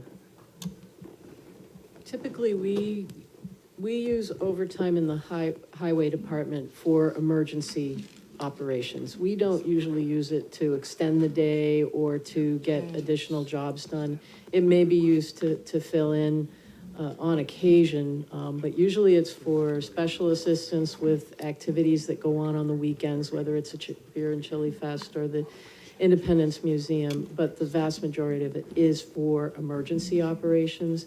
And as Jay said, the guys do, not the guys, but the staff in the highway department do work pretty long, hard hours, and it's hard to get them to want to work a lot of overtime. In the winter, it's not just this overtime line item, it's also the snow and budget line item. And the winters are long, those 4 months, it's long for them. And I think they actually look towards the summer as a bit of a reprieve from that. Yeah, I think where Dan might have been going, where I was thinking as well, if we took your 7,500 temporary and added it into OT for this year while we're studying how impact fees and how maybe revenue sources could be developed for this position, maybe that was is that feasible? I know you don't like to do it, but is it feasible? I'm not sure what we could really do with that. I mean, having deadwood 50 feet up on, that might fall during a hurricane, that, to me, that's somewhat of an emergency. It's sort of a pre-emergency, so you could certainly Find out qualify it that way. If, to give you an example, if I asked the highway crew who would work Saturday, I'm lucky if I get 1 or 2. If they want some weekends in the wintertime, it's mandatory, all hands on deck.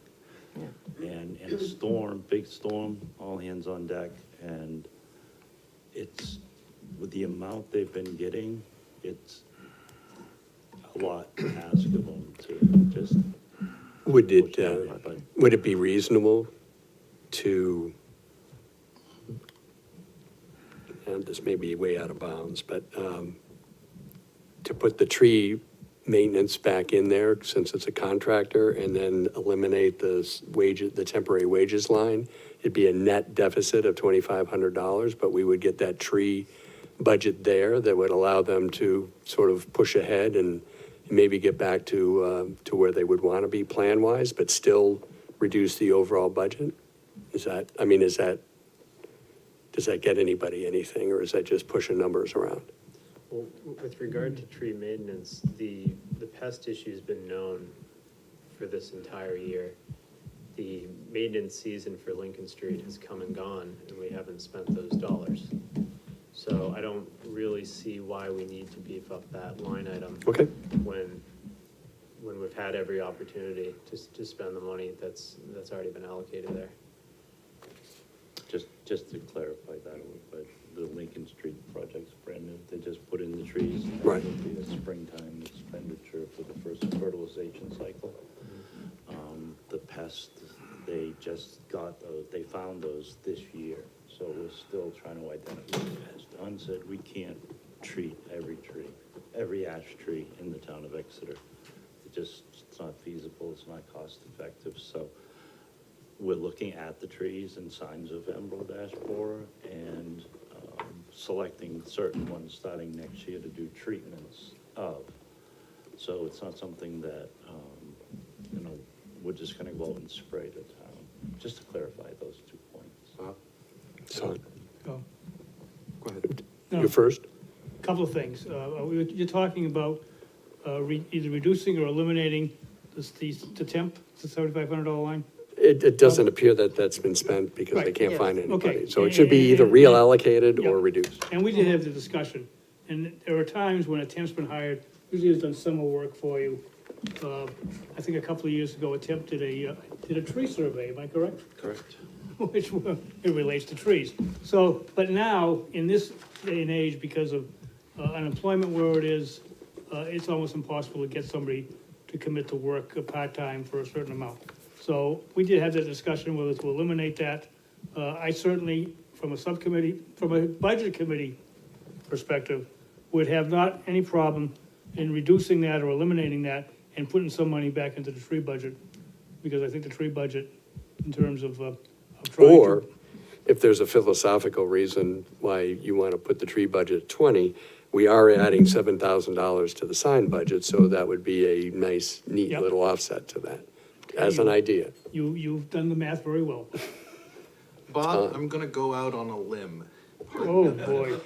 And to move this along. Make sure it's a little not bit, dead. At the very least, That was good. and I don't live on Columbus Street, so I can do that. It's Avenue, thank you very much. That's why you don't live there now. That's right. Okay, but in the interest of time, first I'm gonna state my opinion, and then I may, make a motion, and then it can be voted on. How about you make a motion and maybe state an opinion? How about that? So we can move things. Well, I'm just Yeah, putting moving. out there that it pains me, from a budgetary point of view,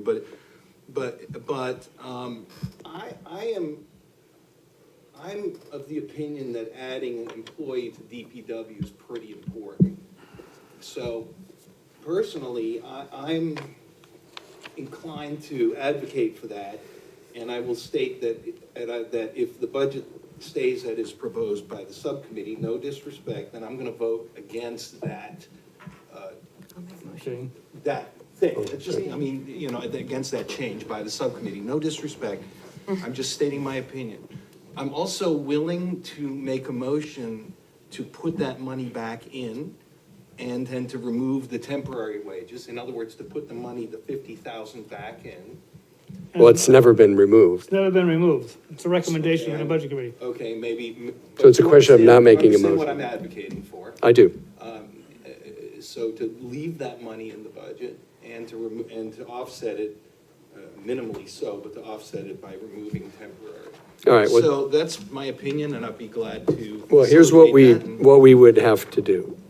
The first thing would be to someone, if so inclined, act on the line 51210, temporary wages. And then once we do that, then we would either entertain a motion to remove the personnel, or if there was not an interest in doing that, we would go right down to the salaries total and just approve that. Mr. So, Chairman, Mr. Clement.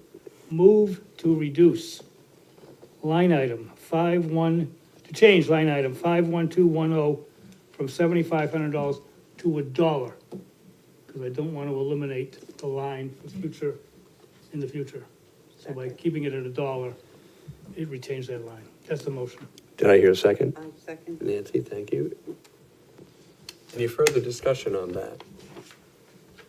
All those in favor signify by saying aye. Aye. Opposed?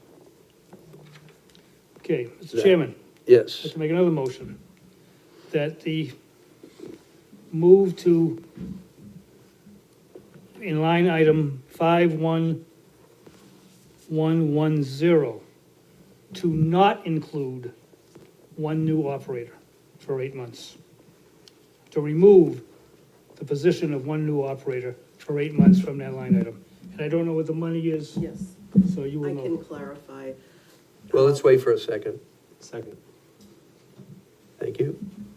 Discussion, Doreen? Oh, just wanted to add that the amount from that line item is $28,451. Thank you. Say it one more time. So, Reduction. A reduction, it would be a reduction of $28,451. on the benefits? No wages. Wages, benefits come later, What happened if? So why is that so different than, because the 50,000 includes the benefits. Oh, Oh, okay. oh, So we're only okay, so fair is it, enough. The motion only references line 5110, Yep. wages. So, I just So we want to can be either very vote clear. for or I have to Be against. very careful about this. What is, the motion? The motion is to not remove it. To not fund the Yeah, position, correct? Not from the Right. new one position. A reduction of 28.4 from that, so if you vote for the motion, then you're voting for a reduction. If you vote against it, you're voting to keep the budget as the presented. DPW proposed budget, yes. Yeah. Correct. As Thank a you. matter of procedure, are we automatically adjusting the benefits totals, or would we need? We're voting on the salary at this point, and then we'll get to the benefits after. We'll have, It once, requires a once, second motion to do that? yes, exactly. Okay. Yep. Because the salary, we would have to vote on the salaries total anyway, because of the, removing the temporary wages. So, all those in favor of, I just want. oh, sorry, Cory. Cory, more discussion? Just a comment. I'm inclined to agree with the subcommittee on this, and it's not because I don't think that the DPW needs a person. I just think that as a taxpayer, and if I was a taxpayer, I am a taxpayer. I'm okay with the guys going home at the end of the day and not getting to some project. And if I've got to prioritize the things that we need to do in this town, I'm going to be okay with some of those things that may or may not get done. That's where I'm coming from on it. I'm okay with you guys do a bang up job, and that's what you get to. And frankly, I would like to see this impact study be more encompassing and see if we can develop more revenue sources that would pay for something like this and not have it hanging out there. Tom? And to clarify where I'm coming from on it, I totally, I don't envy the town manager and the select board in the decisions they're gonna have to make relative to personnel and staffing. And obviously, I'm just making this motion or this argument from the point of view of advocating for the position, but ultimately, we're gonna defer to the select board and the town manager, and I totally understand. And the voters. And the voters, absolutely. Righto. Further discussion. All those in favor of reducing the salaries budget 5110 by approximately $28,000 or $451, signify by saying aye. Aye. Aye. Opposed? Nay. Nay. 1, 2, 3, 4. Should we do a hands? Go ahead. Say Do a Let's hand do a count. hands thing. Yeah, the hand count, ayes. 1, 2, 3, 4, 5, 6, and nays 4, 6 to 4. The motion is approved.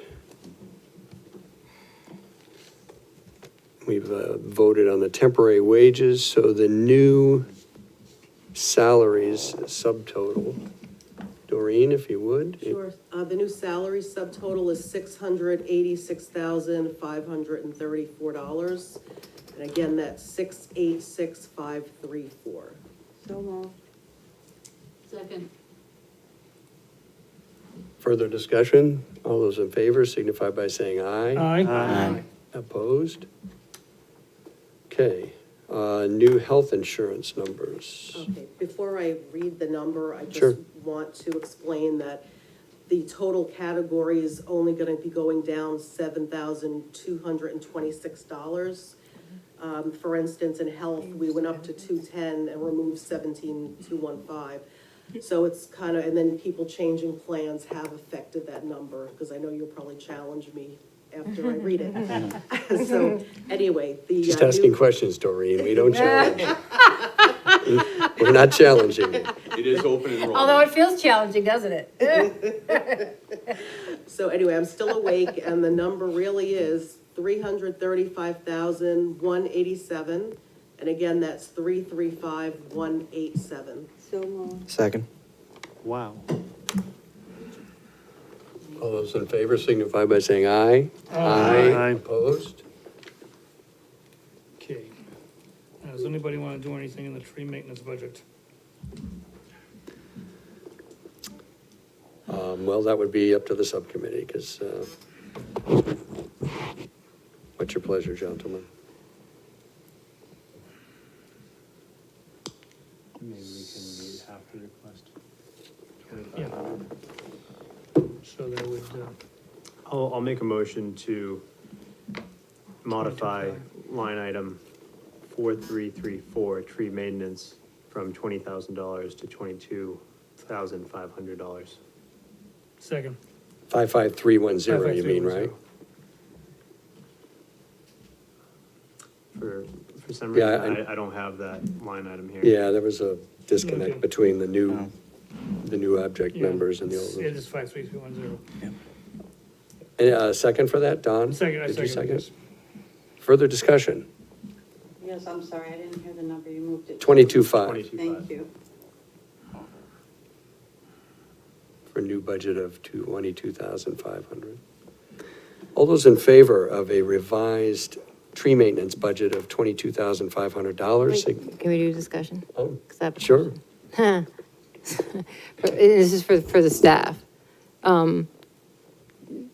Was there a rationale how you came up with the 5,000?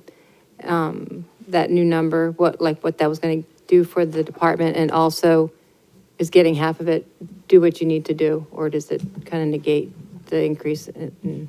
It will surely help.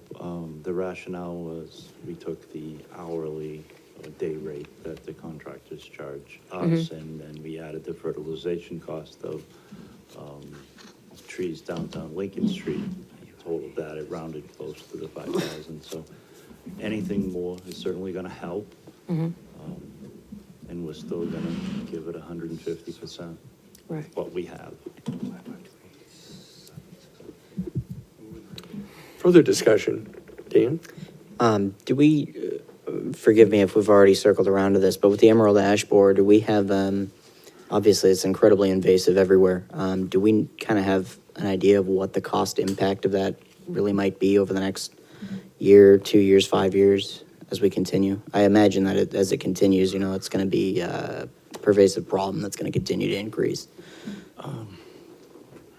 There's a few ways to answer that, but the main financial way is, there'll be a cost. We don't have a total of ash borers within the right-of-way, ash trees that we're gonna have to take down that die, but I would say the majority is in the conservation lands, and they'll just die in the woods and not become a hazard. So I think that's about the best way I can answer that. We don't have we do with the iTree program, we have an account of the amount of ash trees we have in the parks, but we need exact locations and condition, and so they all have to be inspected. And to be honest, it'd be 15 to 20 that we could treat to preserve. Right. Thanks. Further discussion? All those in favor of modifying the tree maintenance budget to $22,500 signify by saying aye. Aye. Opposed? Nay.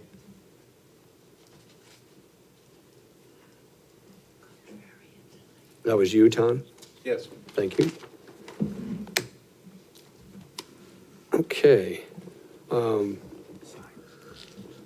Procedurally, I'm assuming there will be a second version of this budget when we sort of wash everything through and then gets presented to the select board. Is that Oh, true? absolutely, there always is. Could you do me I don't think we need to vote on this. It's more procedural. If you could take culvert replacement 55066 and make that a capital outlay line. Yep. Because I think that's more appropriate since it's a one-off. Thank you. We'll entertain Hold on, sure? don't we have to sign? So, one That's- additional motion. That's what I was going for. Thank you, everyone, for, Well, like my- brother's back there. you'll like my wife. I just- Go ahead. Somebody make a motion I on hope you heard signs. that. Your wife, you said? Karen K. Don, No, I'm sorry. signs, go for I'm it. all lost, the conversation, go ahead. I was just going to present the signs and Oh, you are. defer to you guys, and No, His that's all wife right. took care of it. my I wife thought took you were care of moving it to for the- me. I thought you were moving to the general expense total. I was not. I apologize. So a motion on signs.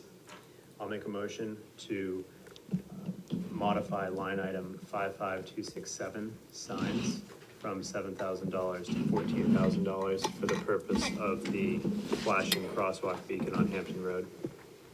Second. Thank you. Any further discussion on this item?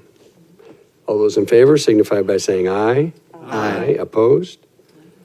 It is a vote. Okay, so, general expenses total, if you could remove that 23,000 just for, voting purposes? Already done. Thank you. The total for general expenses is $226,256. So moved. Thanks, Nancy. Second. Dan?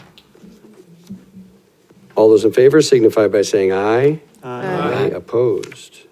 It's a vote. New capital outlay budget. $863,000. Motion. Second. All those in favor signify by saying aye. Aye. Opposed? And a new highway and streets budget. Doreen, please. Okay, the new highway and streets total is $2,110,977. And again, that's 2110977. So moved. Second. All those in favor signify by saying aye. Aye. Opposed? It is a vote. Well, worthwhile discussion, took a while, but What doesn't? nice input, everyone. On to snow removal. For snow removal, the subcommittee found that all current line items are being spent, and there were 3 requests for increased funding. Those requests were under contracted snow removal, plowing, and vehicle maintenance. And the requests come in the sums of $5,000, $10,000, and $5,000 respectively. Much of this request is attributable to the additions being made on Lincoln Street. There's a feeling that there's gonna be a significant need for additional contractors for both plowing as well as snow removal from the sidewalks. And then finally, there's a sense that that could lead to increased vehicle maintenance, which is overspent this year at $25,000 as of August. The subcommittee determined that we were in agreement with the funding increases for plowing and for vehicle maintenance. Again, in the sums of $10,000 and $5,000 respectively, but we want to level fund contracted snow removal at $45,000.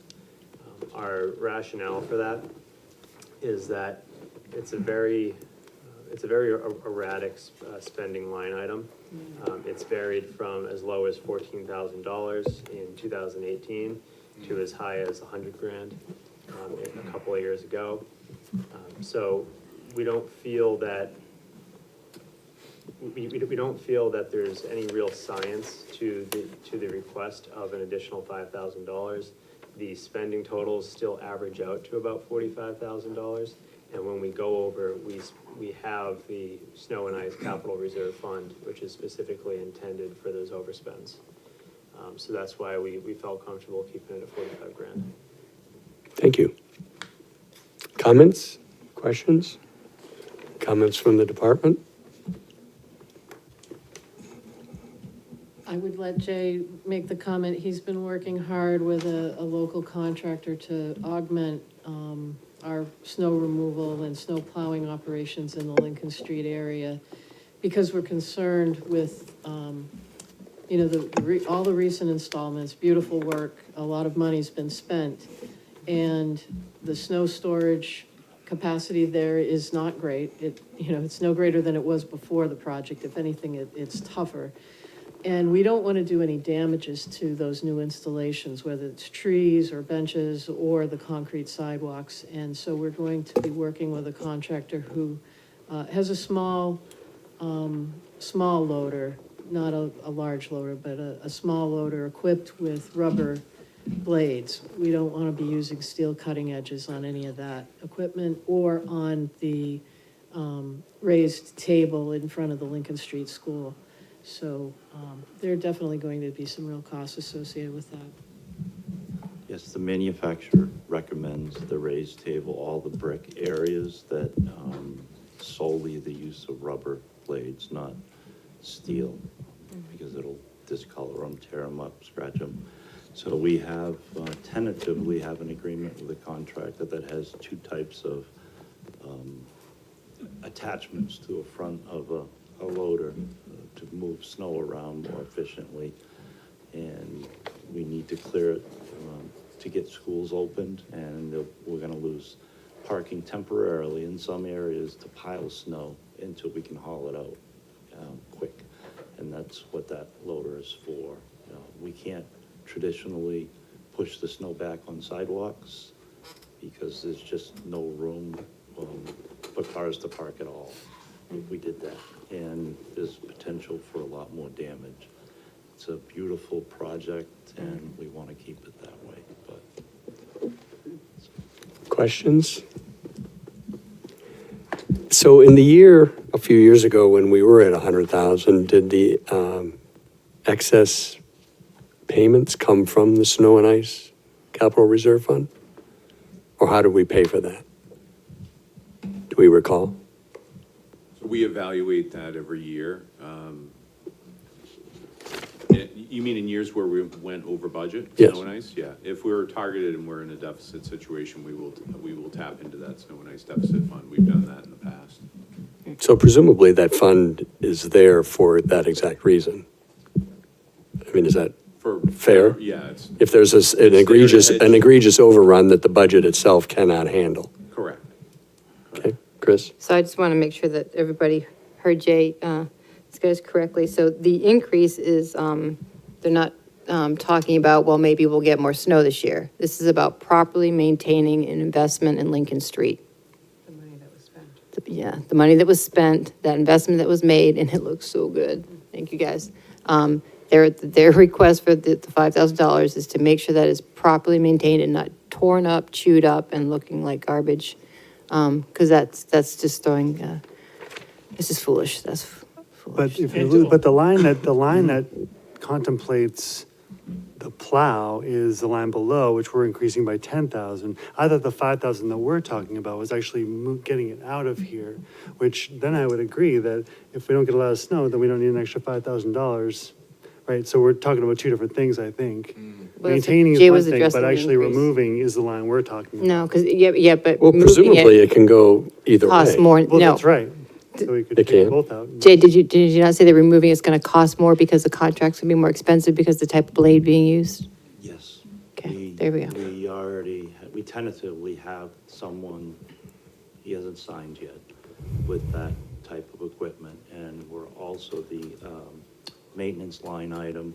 We do have to purchase the rubber blades for our sidewalk tractors, 2 of them anyway. And they're extremely expensive and they, from what I've heard, we haven't used them before, but they don't last that long. Right, so rubber blades are gonna be the plowing, right? We're gonna plow with rubber blades, $10,000 increase, fine. The line above that we're talking about is hauling, more, $5,000 more. Because there's no Hauling isn't storage. Rubber blades, hauling's. Right. So, and I agree with you that it could be, you don't know which line's gonna be up. If we get a lot of snow, all of them will be up. I mean, my gut tells me that these are sort of interchangeable. We get snow and we pay for it. Right. Whether it's our contracted or otherwise. Don, you had a question? Yeah, I mean, we can all have opinions, have very different opinions on the status of Lincoln Street, but there's no question the town and the taxpayers made a significant investment there. But I think when, and this is one of the things I'm glad we're having this discussion at a full budget committee meeting, because here's one of the unintended consequences of this work requires now extra money for maintenance.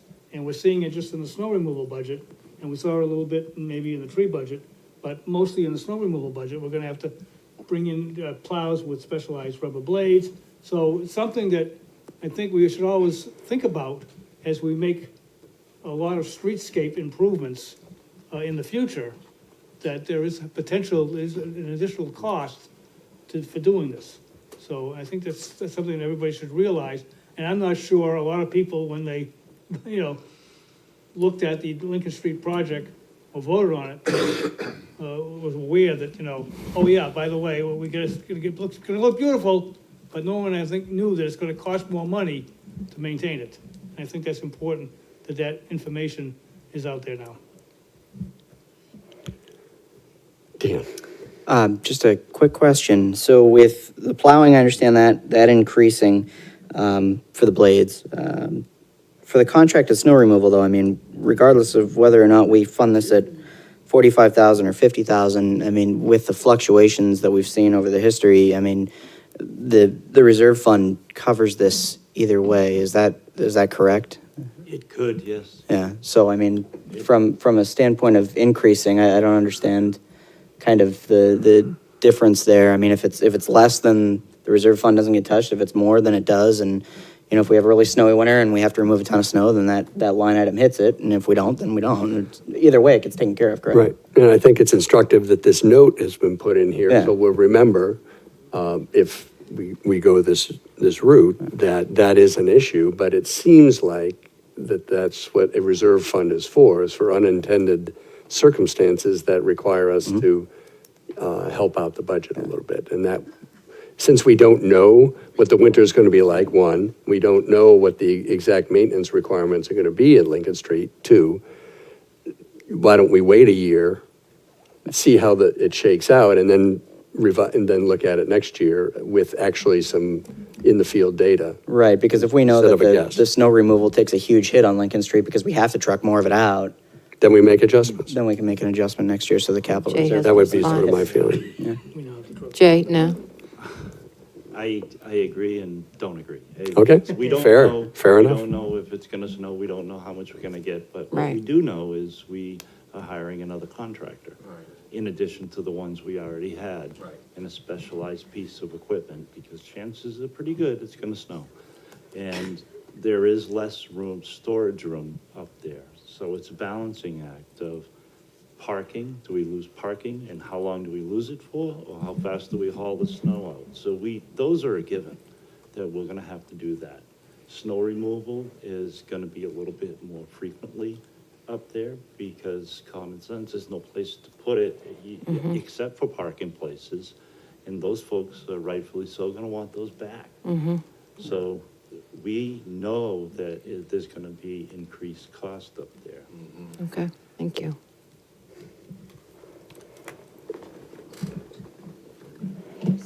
So we have, I was just checking with Doreen, sorry to, I'm so used to an echo on this microphone. Yeah, I know. that I'm not hearing one, so I'm checking it because I immediately think it's dead.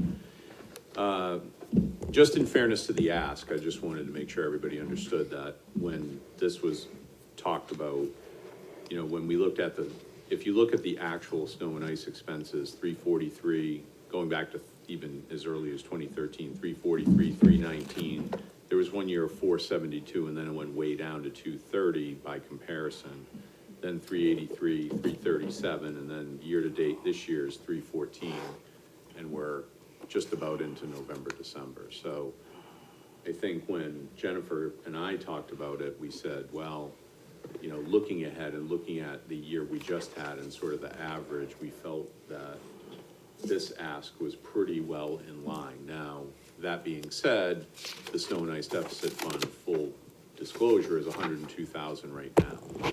So, you know, are the odds there that we're gonna tap into that fund this year? I would say, since we're almost maxed out at budget right now, a couple months, we'll see what Mother Nature has for us.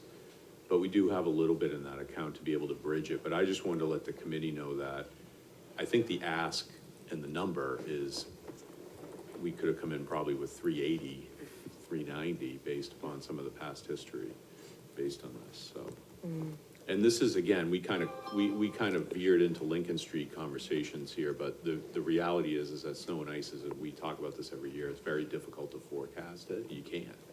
And so really you have to rely on just past experience and what has happened, and also some of the inflationary factors that go with it, the contractors, how difficult they are to get, how many breakdowns you have. Sometimes when the equipment breaks down, it creates real issues for us. So anyway, just a little bit more insight as you're deliberating. Thank you.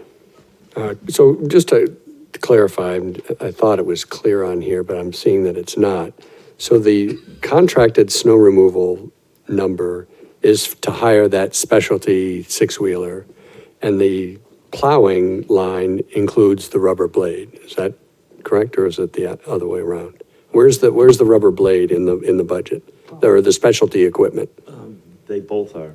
Snow removal is when we haul it away, and contracted plowing is plowing during the storm. So they're both.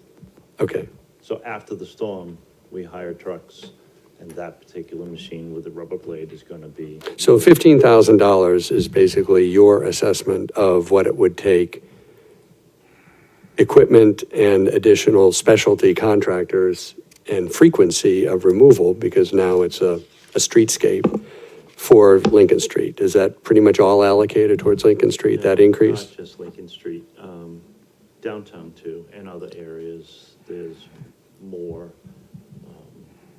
public interest in moving snow for businesses to operate. We live in Exeter after all. But we don't, There's a lot of public but interest. we don't need specialized equipment downtown. We don't use rubber blades downtown, no, Okay. the street doesn't require rubber blade, but given the table at going into the train station and the, Lincoln Street School and part of the green space brick area, with the amount of plows that we have to dedicate the rubber blades just to that area. And we're also instructing all of our plow operators to stay off Lincoln Street because of that. If somebody in the middle of the night gets tired and drives down there with a steel plow, it's not gonna end well. So our people aren't gonna plow Lincoln Street then? No. Sidewalk, yes, with our sidewalk yeah. plow, but not the street I mean, the itself. streets, yeah.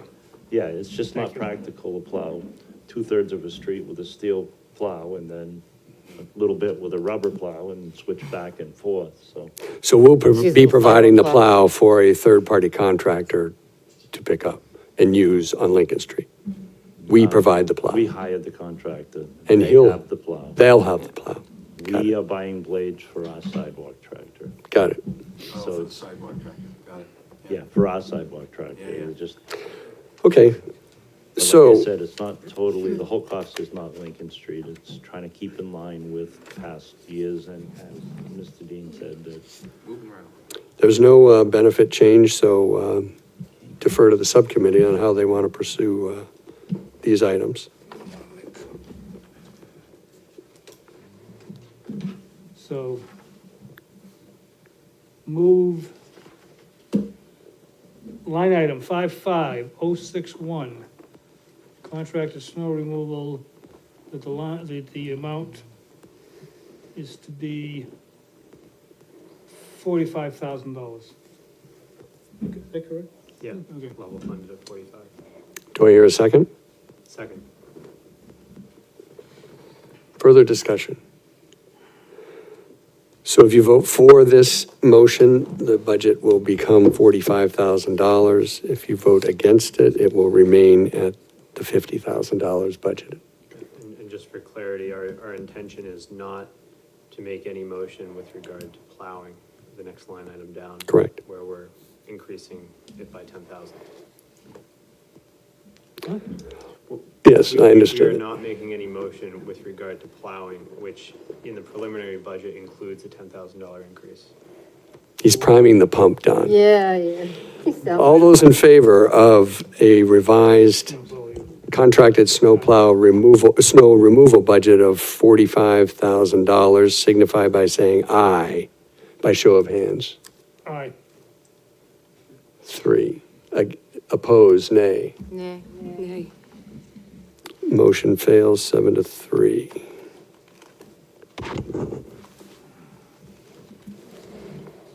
so we're not, We're not revising the budget. We're staying at no, the, I know, Oh. but I'm, okay.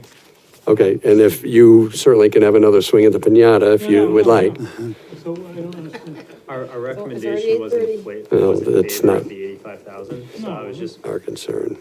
No, in the report that I sent out, we recommended the 85,000. no, we didn't. Well, the report you sent out, then you didn't Make a motion. You didn't reflect, you did not reflect the subcommittee's vote, Perhaps, which was to reduce it that's not my to recollection. 75,000. I'll make a motion. Yeah. Move to reduce, line item 55319. Move to reduce it, no, I'm sorry, Sorry. 55218. Thank you, Tom. Move to change that line item to $75,000.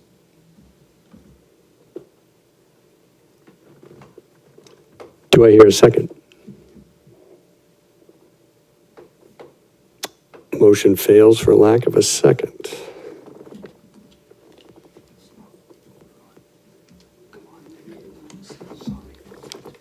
Are we ready to vote on the snow removal total? Same number. Question. Sure, Don. Last week, when we did the fire and police, we talked about the fact that we had a new fuel contract, and that it changed the fuel prices of fuel in the budget from fire and police. Does that apply also here in this budget? Or to any of the budgets we talked about tonight? Fuel I don't know. costs. They have not been changed. I don't know if Jennifer wants to answer that or Well, we did not. last week, though, did we not? Fire- We Yeah, that's changed a- them for all the other departments. That's a good pickup. There are no changes here in DPW. Well, but fire and police was changed at the subcommittee, or at the BRC level, not on the budget. So, I mean, have you received anything internally that indicates this number would change? We have not adjusted it at this point, so. But in fire and police, they went down. But, yeah, my But we recollection had from numbers. last week is the changes were due to a new contract, not Right. the volumes. Everybody was making their assessment on volume, but the price changed, so, Changed. And you had those numbers, Doreen, I thought. Was it Doreen, or were you here that night? I was here, but the department heads adjusted the budget in accordance with what DPW gave us for the new contract amounts. That would be, yeah, in the maintenance department. Okay. It has not been done for this budget. okay. So a very significant fuel allotment is a good idea that the fuel total will go down. But we don't know what that is. It has been relatively low for the last few years. And it should go lower because of the new price.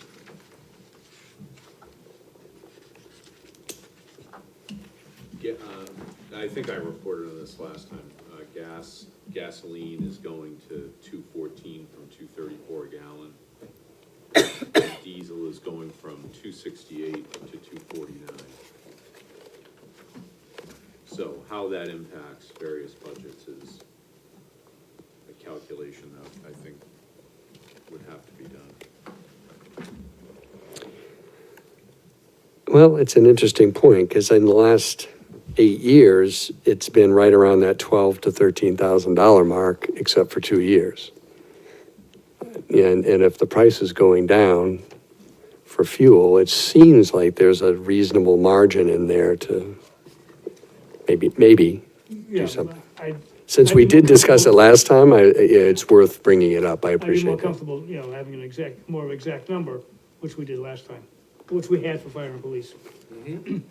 But I don't want to keep that from moving forward in the DPW budget, but can we Yeah. have it come back before we submit the final budget number to the board, select board, if we have to adjust that? Is that a reasonable request? I mean, we'll have another chance to review this. I'll be in front of the board, and I'll make a note that this is, it would be worthwhile, I think. We're not arguing with the volumes that you forecast, but if the price is going down 20 cents, there should be some across-the-board reductions. So if you could take a look at that in the next couple of months, I'd appreciate it.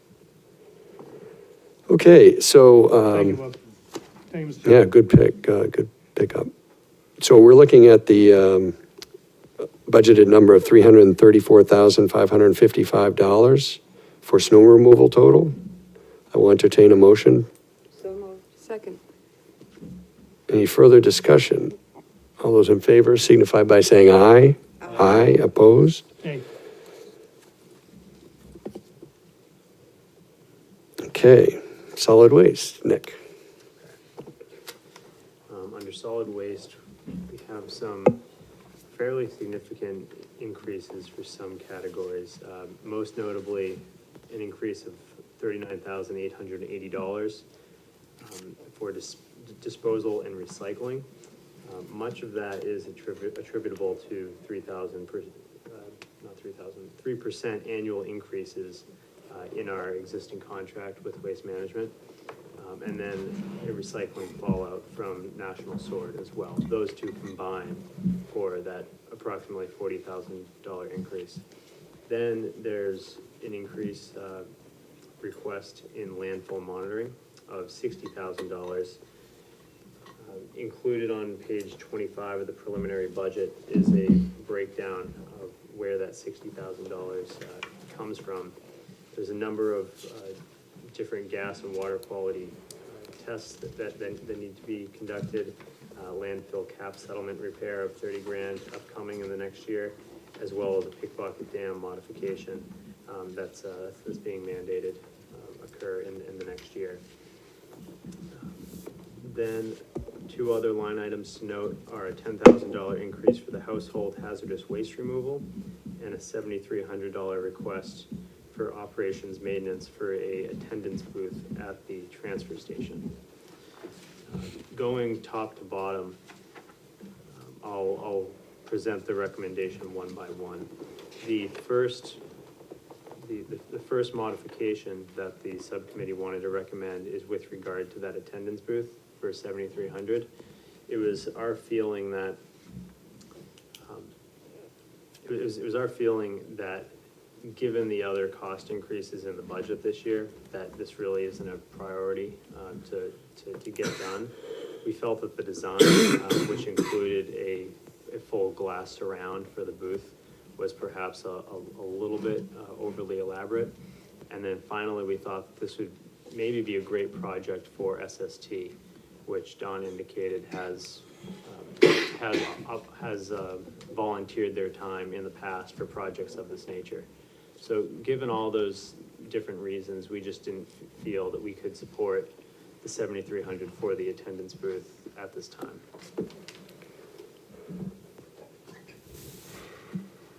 Have to hear from staff. Comments? No, I was gonna say maybe Jen can, or Jay can explain what the attendance booth's all about. So this is to provide shelter for the attendant who stands at the entryway post during all weather, good weather, hot weather, inclement weather, rain, snow. And we want to make sure that we provide a reasonable accommodation for our attendant, who's doing a fantastic job, by the way. After meeting with the subcommittee, we did confer with Mr. Klingensmith at Seacoast School of Technology, and they can do this project, but we still have to provide the monies for the materials. And we do have an estimate of $3,400 for those materials. Just for a little clarification, it's not a complete glass booth. It is a timber frame booth. It's only 8 by 12. I wrote the dimension. Yeah, 8 by 12 booth with vinyl siding with windows. Windows would be in each side because the attendant does need to be able to observe people coming and going and what the activities are inside the station. So that would be a $3,400 cost instead of our original request of $7,300, which was to go out to get a prefabricated booth. Judy? Where did the 8 by 12 dimension come from? Is this a single person or are there multiple people? The initial one we proposed was roughly 5 feet by 6 feet glass, similar to a toll booth, and the 8 by 12 happens to be what they have at the SST. Right now, the students are working on 3. He said he could cut it down, there's room for it, but it would cost us more to cut it down, and where the shell is already made and we have the space to do it, that's where that came from, the size. Thank you. We really didn't need it that big, but We can store snow in there. Excellent. See, he does have a sense of humor. No, I Don? do. I just want to say, that's great, because that's one of the suggestions. And it saves some costs. I mean, it costs, half of what the original budget item. But also it engages the SST in doing town projects, which I think is a great way of involving our younger students and the whole town. It's kind of a community, it makes it more of a community effort. And so I love that part, besides the fact that we save some money. Thank you for checking into that, guys. So I think that's awesome that SST has that for you, and I think it's just a great organization. I love that school. So is there any way that, I support doing that 100%. I think it's great. And is there any way they could, or will they be able to like put like a little placard on there that says, built by SST? Because I think that's a great way to also promote that amazing school to our community. Yes, we were gonna do that Awesome. anyway for them.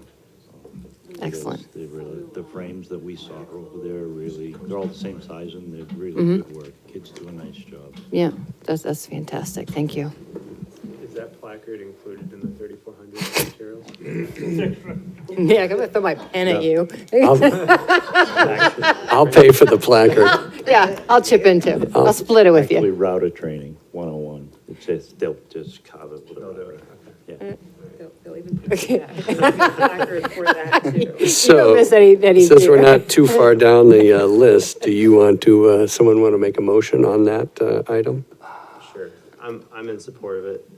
It sounds like, Don, it's the same for you. So Yes. the new budget would be $8,400 for that line. 3,400. 8,400 would be the budget for that line. Yeah, correct. Oh, We don't vote on the increase, we vote on the budget. that's why you're in charge. Hold on, Bob. Or Doreen, you calculate. Yeah, Bob's correct. He usually is, huh? I don't trust him. Adding two numbers. I will make a motion on line 55201, operations maintenance, for a budget of $8,400.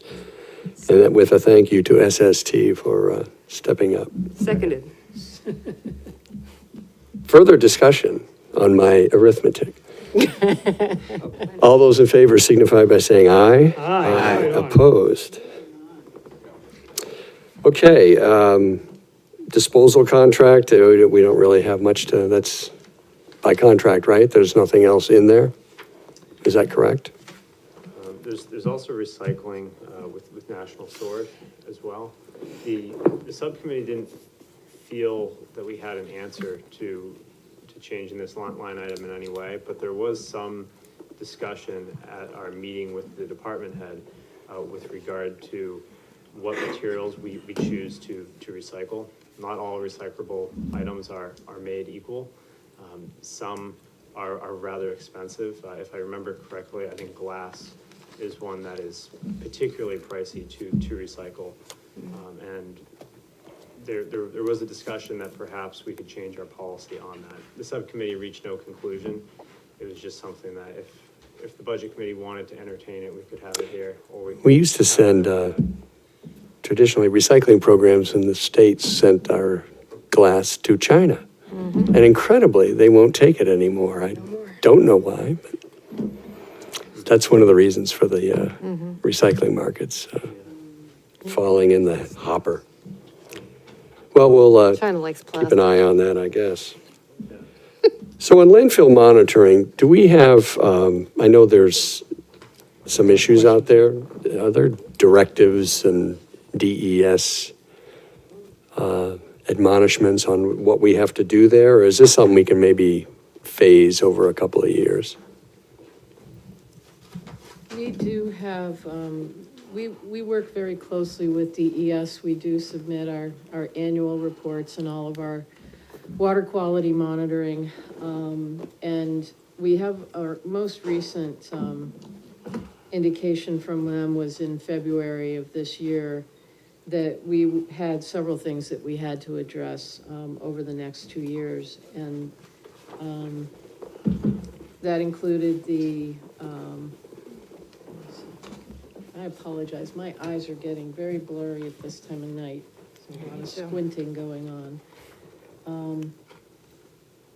Well, it's metals, PFAS, dioxane. You don't need to read off the, I'm more interested in what Was DES giving us a timeline, a drop dead thing, or is it something that they just want us to start monitoring? They actually gave us, starting last year, a 1-year period of time to complete the PFOA, PFOS testing at the capped landfill. So we do have to complete that work, this year. We've got, testing of dioxane. Also, we've had a hit on dioxane, which we hadn't before. Again, this is another very low level standard that has been reduced and is very challenging to meet. So the monitoring, that monitoring piece has to be conducted this year. We don't really have any choice. They've made this requirement of all closed landfills. Okay, The cap settlement also is something that has been, we've had it on our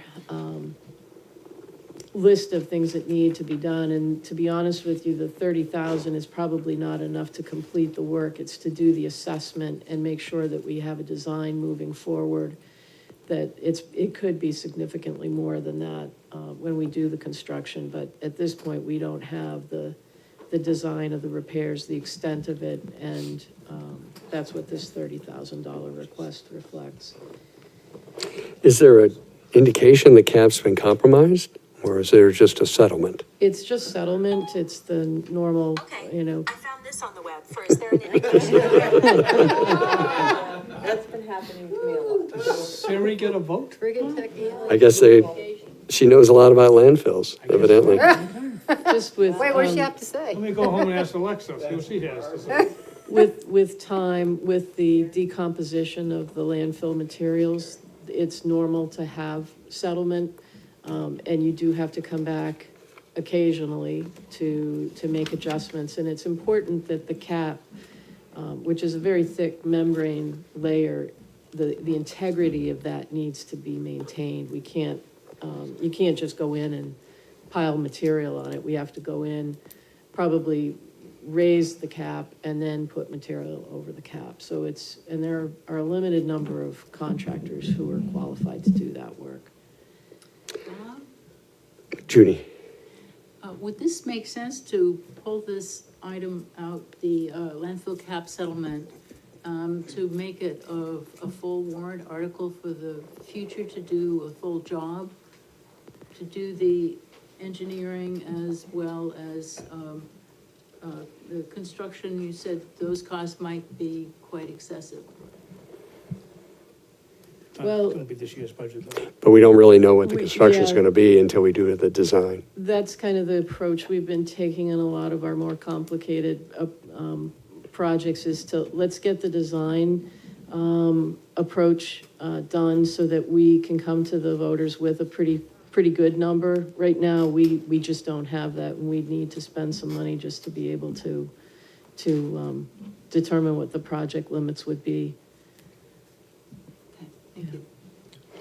On the topic of moving expenditures to the CIP, it was the subcommittee's recommendation that we move the $20,000 for the Pickpocket Dam modification to the CIP.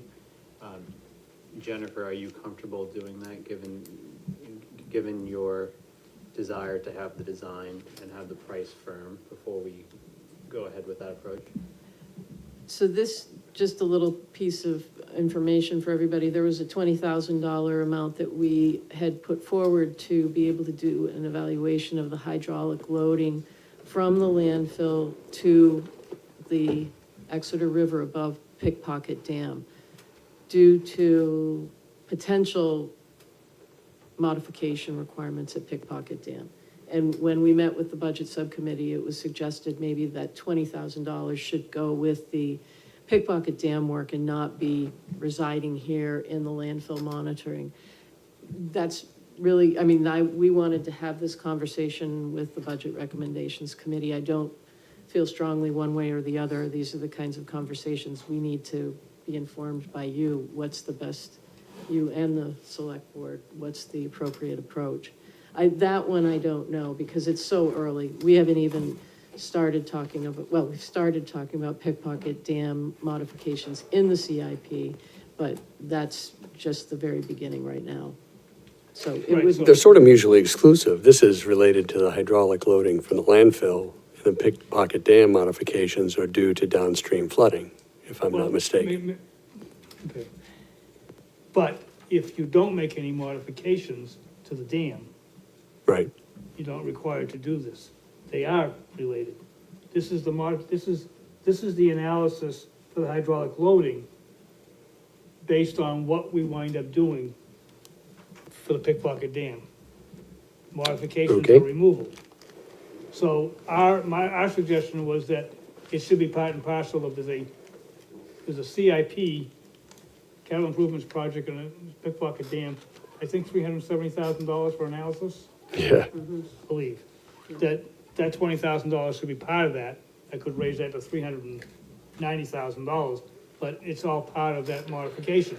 If there was no study of the modification, would then be studying also what the hydraulic loading would be. So if the CIP doesn't pass, there's no reason to do the hydraulic loading study. Got it. That was the reasoning. I think that's a capital idea. Consensus, everybody have Yeah. a positive head shake on that one?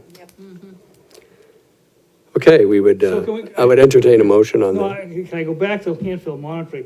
And this is something I apologize to Jennifer, and I apologize to the subcommittee. I didn't catch till I was preparing my homework for this evening.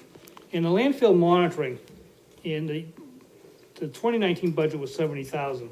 So the $60,000, the increase was based on these things, the landfill cap settlement, Right. of 30,000, $20,000 for the hydraulic, which we're talking about, and 10,000 for, additional wells for dioxane monitoring.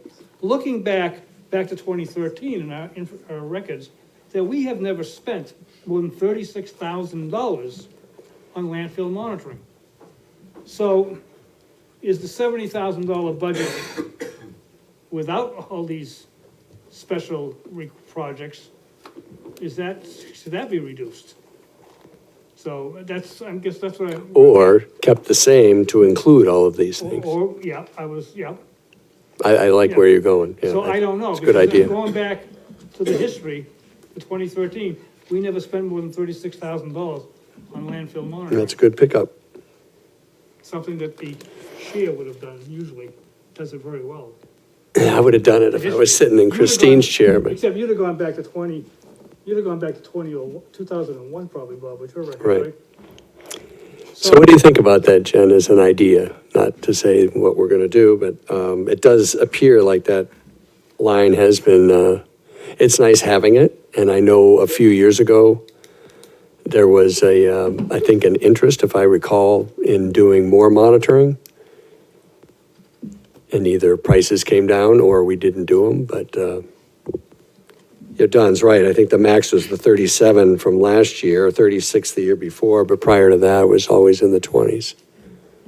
Do we know what we've spent year-to-date, up-to-date, since It August? remains the same, $20,530. I mean, given that disparity, I would certainly be in favor of moving the pickpocket review to the CIP and bundle it in with that CIP item for discussion in a few weeks. And then take the 40,000 that's left, roll it into the existing budget and see how much we can do over the next year with the existing budget. I'm sorry, it's taking me a little 30. bit of time to catch up. Not a I problem. Appreciate everybody's patience. We still have our November round of sampling and monitoring that we do every year. We monitor twice a year, April and November, just keep it simple. And that is going to be approximately $25,000 just for that event alone. Just so that people understand why we're not as expended as you might expect at this point. But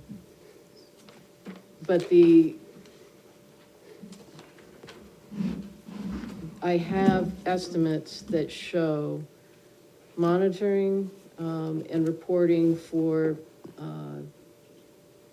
next year, $35,000, $30,000 for cap assessment, and $10,000 for additional wells for 1,4-dioxane exploration, basically because we had the exceedance of 1,4-dioxane limits, we have to install additional wells beyond where we currently have wells. That's just what we have to do when we have a hit. We have to go farther out to find out where we don't have a hit, and that's where the GMZ. So 30, 35, and 10? Yes, yeah, So that's 75 instead of 70. yeah. I was gonna propose a number of $80,000 for the total line budget, but that's, Well, I mean, these are instructive conversations Oh, yeah. because Public Works has a lot of data at their fingertips and they are the ones on the ground and it's worthwhile having a back and forth and come up with what the real numbers are. Does that 75, Jen, include the things? No, that Right. doesn't Right. include our annual monitoring that I just said, we're spending about $25,000 this coming month.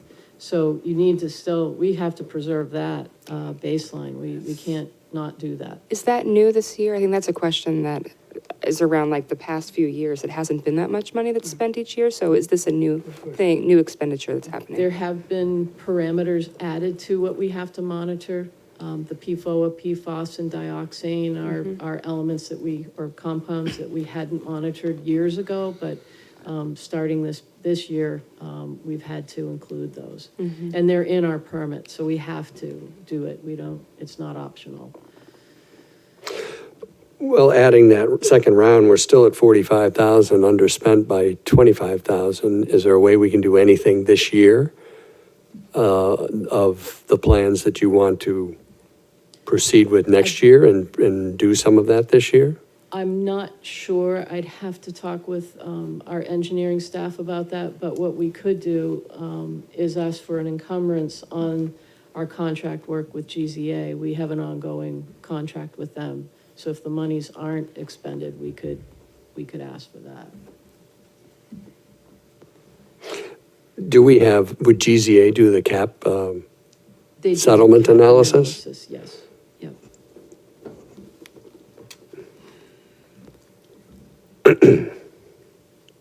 Ideas? I mean, it seems like we can get most of what we need to get done next year, this year, with some. available budget. And potentially reduce that line item. Am I doing my arithmetic correctly? I think that begs the question, is there time still to schedule those analysis and things like that? We're already almost in November, so. Yes. Well, the design they Yeah, can do at any time. Right, just curious, that's all. Yeah, we already have, we have an ongoing contract to do that testing, so, yeah, everybody knows it's done in November. Well, and the select board can encumber money to next year, if something's already been started. So is there a number that's rattling around in your head, Bob, on this one? Well, you're 80, if I'm doing some quick math here, so we have 30 plus 10 as the cap settlement and the testing, so that's $40,000. We have 25,000 roughly available this year, so that gets us some of the way there. And if we take the 15 that's extra, add it to the 70 of this year's budget, so we're at 85 instead of the 80. Now, is that too close to the bone? Maybe. So maybe it's 90, but I don't think it has to be 130. No, I agree. It seems like you can get done what you need to get done this year and then into next year with a lesser increase. We're going to take the pickpocket out, so we're not losing that. 20 grand will go to the CIP, yeah. So, okay, now to move things along, further discussion, I'll move that line item 55163, landfill monitoring.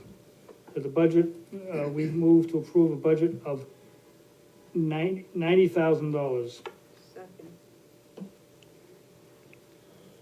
Nancy seconds, Don move, appreciate that. Further discussion, is that a doable, the encumbrance this fall, is that doable, Doreen? Yeah, as long as there's a contract in place, that would be fine. Which we have a services contract, right? And that would seem to be a very nice use of extra funds in a line item. All those in favor signify by saying aye. Aye. Opposed? It's a vote. Thank you, everyone, for, pardon the pun, drilling down into that line item. Household hazardous waste, have our costs gone up, or are we just collecting more material? Oops, sorry. So I was gonna explain that the cost of the event has gone up by about $10,000. Thus the request for an additional $10,000 for the event. But what needs to be explained here is that Exeter bears a cost of only $10,000 for the event. That's not the same $10,000, but each year in exchange for taking the initiative and running the event, they pay for $10,000, and then the additional cost above and beyond that is totally borne by surrounding towns and reimbursed to us. So we're going to see a $10,000 increase in our budget, but all of that is going to be reimbursed to us. And Exeter's net cost will remain at $10,000 as it always is. Is that correct, Jennifer? That's correct. And one other thing that we increased this year, the Household Hazardous Waste Day was just held the weekend before last at Public Works.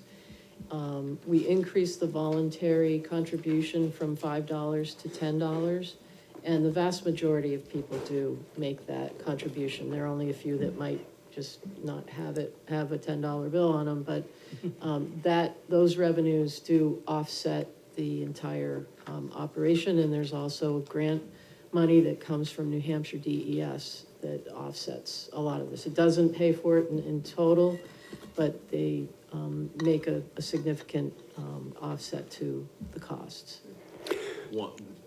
One of the things on the to-do list is to talk to DES because magically they've been reducing the grants they've been giving for this particular service, which seems really counterintuitive and has really forced the local communities to pick up more of the cost. So hence, that's why you see some of the increases in the fee. But to the point of the donations and what we're charging, the $10 donation, we collected $3,800 this year for that, which is a real good cash inflow into the process. And we, as Exeter hosts it, get all of that. We take all of that. There's no apportionment or anything like that. We basically take that off the top of the cost, and then we apportion the rest of the cost amongst the communities that participate.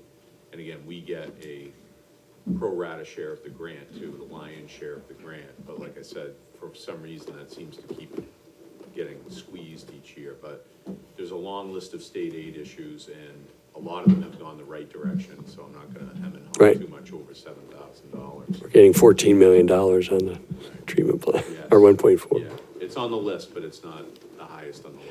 So We saved money on traffic control this year, right, Jim? Yes, we did. We circulated the vehicles through the new wastewater treatment facility driveway and out around. So you got kind of a close-up view of the new facility, but it provided a lot more queuing and we could get traffic off of Newfields Road. It's a great event. I know it's late. We should continue to expand it as much as we can. Yeah, it is. It's an excellent event. Do we have a mechanism for tracking that $10,000 we're going to get back? Do we know?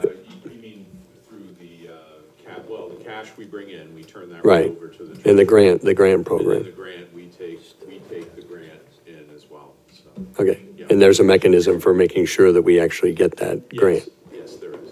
Okay, great. Any other comments or questions on household hazardous waste or any of the other items under expenses? Well, the subcommittee has a recommendation Oh. for brush handling. Okay? Is it okay to move on, or does anyone have comments on? Nope, let's go. Okay, so brush handling in 2017 and 2018 was spent at about $4,000. At the request of DPW last year, it was increased to $28,000. But at least as of August, it's only been spent at $4,500. It was the opinion of the subcommittee that we shouldn't return to 2018 levels, but we should scale back a little bit. and remove $14,000 from the budget to bring the brush handling total to $14,000, which is still $10,000 more than it was in the years 2017 and 18, and what has been spent through August of this year. We just revised, though, the approach that we took to that, so. We did, in 17 and 18, we were burying with a bulldozer, and we stopped doing that, so we put out for a 3-year bid for brush grinding, and Dirt Doctors out of Pembroke Pembroke. came in the lowest. The first year was $4,500 per visit, which we had 1 visit, and we found that we could have more storage, so they'll be back, I think it's next week they're coming in. And that's gonna be roughly between $8,000 to $10,000, because they're gonna do some of the bigger logs that the town has collected from storm damage or tree takedowns. And we may have to do 1 more, but that's year 1 of the contract, it's $4,500 per grinding. I believe years 2 and 3 are over 6,000 per grinding, or 6,500. So is this number all grinding, or are there other brush handling functions in there? It's all grinding. And you're thinking that we'll have either 2 or 3 grindings at $6,000 each next year? At a minimum of 3. So could we do 18 or 20,000 instead of 28,000? Depending on the volume of the storms, it's a risk of going over budget, but yeah, you could. Well, we've also implemented the fee, so my understanding is that the amount of brush we're getting is less, because we're charging fees now for contractors to bring in brush, or is that a different brush? We are charging a fee for that, it's not offsetting, it's helping with the cost, but it's not. Well, I'm not worried about that, I'm just talking about the volume. I think my understanding from you is that the volume of brush we're getting in is less now, because we're actually charging for it. I don't care about offsetting it, but, Yes, the volume of contractors has gone down. Right. The amount has gone down, but the volume of the homeowners we don't charge, and that just weather dependent Right. and Okay. project dependent. Don? Yeah, and it's a question that we asked at a subcommittee meeting 2 weeks ago. Do we have any numbers yet on how much revenue we've received, the town has received from the permit, the brush permit? You didn't have that information then, so, and also how many permits, the resident permit that went from $10 to $20, what the revenue was there. So we talked about trying to, as you said, trying to offset our costs with revenues. We didn't have those numbers 2 weeks ago, so it was, Right. Nancy? we weren't working with full information. I don't know if we got an update on that. This one of the things that you presented to the select board on Monday night, maybe if you repeated a little of that. Yeah, to answer Don's question, we did just make a presentation to the board on Monday night. Of course, we didn't bring our memo with us, and you're going to ask me to recall what I said, which is a scary thing at this time of night. I remember. I want to say that we had taken in somewhere in the order of 80 large brush, oh my gosh. Sorry, I printed it out. because Somebody's very organized. Thank you. So I can give the report, repeat the report. I didn't watch the meeting because I'm a recovering addict. Yes, you are. Yeah, no, I get you Yeah, this tempted. is it. Now you have to read it, though. Yeah, that's okay. I have eye drops from Christine, so thank you very much. I'm feeling a lot better. Should take these, you could see to Mars. So far this year, and this was starting with our new fees at the beginning of the year in January, we charge $50 for a large load ticket, $25 for a small load ticket. We've sold 93 large load tickets and 49 small load tickets for total revenues of $7,675 from commercial vendors. We're only charging the commercial vendors. And again, that's as of today, as of last week. We know there's obviously a storm projected tomorrow night. Usually there's quite a bit that comes in the fall. So it's hard to say where we'll wind up at the end of the year as far as, brush handling fees that we recover. Well, do we know what the resident sticker revenue has been? Because that went from, didn't that go from $10 to $20? It did, yes, it did increase from $10 to $20 for residents, and here we are, it's essentially November 1st. Our numbers are down for total year, sales, and it could be due to those increased costs, we're not sure why. Mhm. I don't have the exact numbers, but they were down, I would hazard a guess, about 15%. I have some revenue numbers if anybody's interested. Probably I'd say through September. We haven't fully updated through October yet. So on the, did we talk about bulky waste sticker? No, I'm talking, no, we have that, I guess we're No. talking The wood waste. Jay has the numbers. 17 and 18 are roughly 1,500 permits a year, and we're close to that right now. 50 resident permits. Resident permits, yeah. It's down a little bit, but that's as of 10/23. So roughly 1,500 permits People move comes out to 30. in and out. Right. Yeah. I have, Yeah. There's All right. delta. Yeah. I have 31,725 through September for the transfer station permit fees. That's total, that's both commercial and residential. Yes. 31,000? Yeah. 725. 1,500 times 20. That's about right. So the contract was for 4,500 this year, and we're going to be doing 2 grinds, correct? 4,500 per visit. Per visit, and we're going to be doing 2 grinds this year in 2019. At least. We're doing one next week and possibly one at the end of the year. So we haven't done one yet. No, 2 are already done. Oh, 2 were 2 at already done. 4,500 each have been completed. Oh, got it. There is one But you more need that. scheduled on the week of November 4th with anticipated costs of up to 9,000 for that. And then potentially one more by the end of the year is what Jay is saying, but. No, one. We did one so far. And, yes. Okay. 2 days of grinding at a cost of 4,500. So we've done the 4,500 that's shown here year to date, that's 1 grind. Yes. And we're looking at probably 1 grind. I mean, I can't imagine you'd do 2 grinds in the next 2 months, but It's based, Bob. it's- on volume, I understand. Right, and the one grind that he based it on is 2 days, and that's what we did. Oh, I see. 4,500. So Okay. When he comes back, we held off because we had ample space to store it, and it was better for all of us to not mobilize.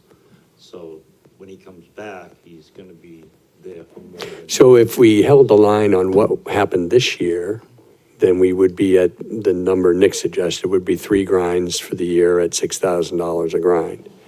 6,500. Oh, 6,500. 6,500. Okay. I can get back to you with that Well, exact I mean- bid quote. We can round it up. But So I guess the question is for Jay, is that we actually went into a contract with these people for 3 year Yes. contract? Yes. Yes, we did. It was, so it's 45 this year, 65 next year, what is it the next year after that? Same. They held it, the 45 the first and the same for both. They gave us a signing bonus. Well, it seems like 20 grand. we could make that number something different based on what we were hearing.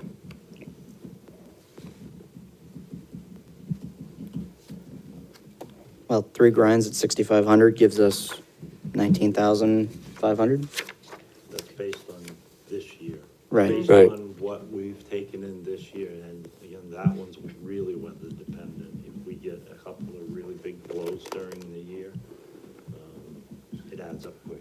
So you're saying like 4 is, because that's what I heard you say earlier, is projecting 4 for next year. Yes, that's what I heard earlier. 25. Yeah. At 4. This year's, we know it's 3 because it's almost November 1st, but the projection for next year to be 4. Well, again, it's a projection, I think. It's 3. A smart one. No, not necessarily. I Just think like so. trying to guess how much snow we're gonna have. Yeah, I was just going to say that. It's like, Right? I mean, Snowstorms we're at gonna some have. point, you have to Well, at some point, develop come some up with a number, criteria. And he's got one. 26,000. 4 grinds. 3 or 4, and I'm seeing historical totals that are on the low side. I'm comfortable rolling with 3 and revisiting this next year. So I'd be comfortable with a funding level of 20,000 for this. But the historical was based on a different Yeah, process, different right? process. Yes, it was. I mean, Right. so you're- And we're trying to stay ahead of it, but understand, Right. yeah, and Jay is right. We get a hurricane or a nor'easter in February and all bets are off. But, Worst case scenario, if we don't have the funding and we get more than we can handle, we pile it up. right, Just fire gets bigger and we'll have to do it the following year. Yeah. Push it on down the road. well, so the question is, do we budget for 3 or 4 grinds? That's really what it comes down to. We're about to do our second grind of this year. Third, because we held off for 2. So he's going to be in for 4 days versus 2. It's a double grind, but so it's grinds 2 and 3 is on the same visit. Bob? Sure. 'Cause it sounds like, basically, the vote is, well, do we push more down the road again? And, like you said, pile it up and then next year we gotta, now we gotta do 5, 6 times. I think the smart thing to do is budget for 4 grinds. All right, because we're just kind of we'll just push it aside, well, eventually it's gonna be so much and it's kind of like what they talked about not, maintaining the road, it's gonna cost 7 times as much, so just, Well, yeah, that's my logic. that's So I fine. don't But wanna last hear year, we it. budgeted for 6 grinds and we did No, 3. let's I shoot feel for like 4. where there's So- space, I mean, I think we can probably manage the space, not that I know much about what you're managing for space, but if we can get away with 3 and set some aside for a year and, Grinding more often is better management, but it's just a dollars and cents issue. Well, It's that's the right. balance That's between right. management and the expense. right? This is new, Bob. I know. We started this. Brand new this year. And I believe we asked the board at Monday that we want to just stay status quo for a year and see how it plays out. Yeah. It's new to me, it's new to all of And we have a us. contract, so we should probably play it out. The good news is if we have the budget, then if you do 4 grinds, we'll be free and clear for the winter and everybody will be happy. So is there a motion to be made or are we moving on? Yeah, I'll make a motion. I'll make a motion that we modify line item 55086 from $28,000 to $23,000. A second? It's 3.5 grinds. That's so good. $5,000. Further discussion? All those in favor signify by saying aye. Aye. Opposed? Nay. 1, 2, 3. Motion carries 7-3. I'm not winning much tonight. It's not about winning. Yes, it is. No, it's about, I'll tell you if you won. And I'm not. I'll tell you if we won in 3 weeks. How's that? Well, the taxpayers will. Exactly. And I want to win too. Electronic waste expense, do we have any observations or comments on that? Do we have a new spending total for this year? $7,098. Where are we? Oh, I'm sorry. Is that reasonably offset by revenues? I know the sticker price on those is pretty hefty.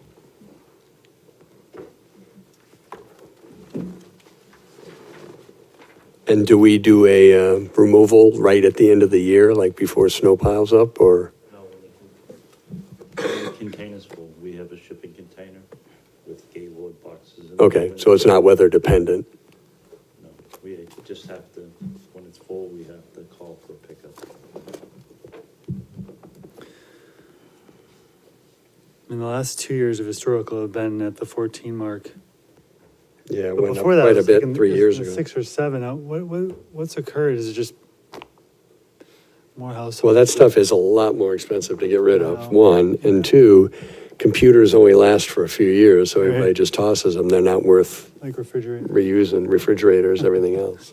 Yeah, that amount is all, I can't answer that. There's so many different components to what's in those things and what goes up, what goes down. Yeah, it seemed like for a number of years it was in the 6 to 7 range and then it spiked. So I just was curious what's causing the, Throwaway society. Yep. yeah. Anything else going down to the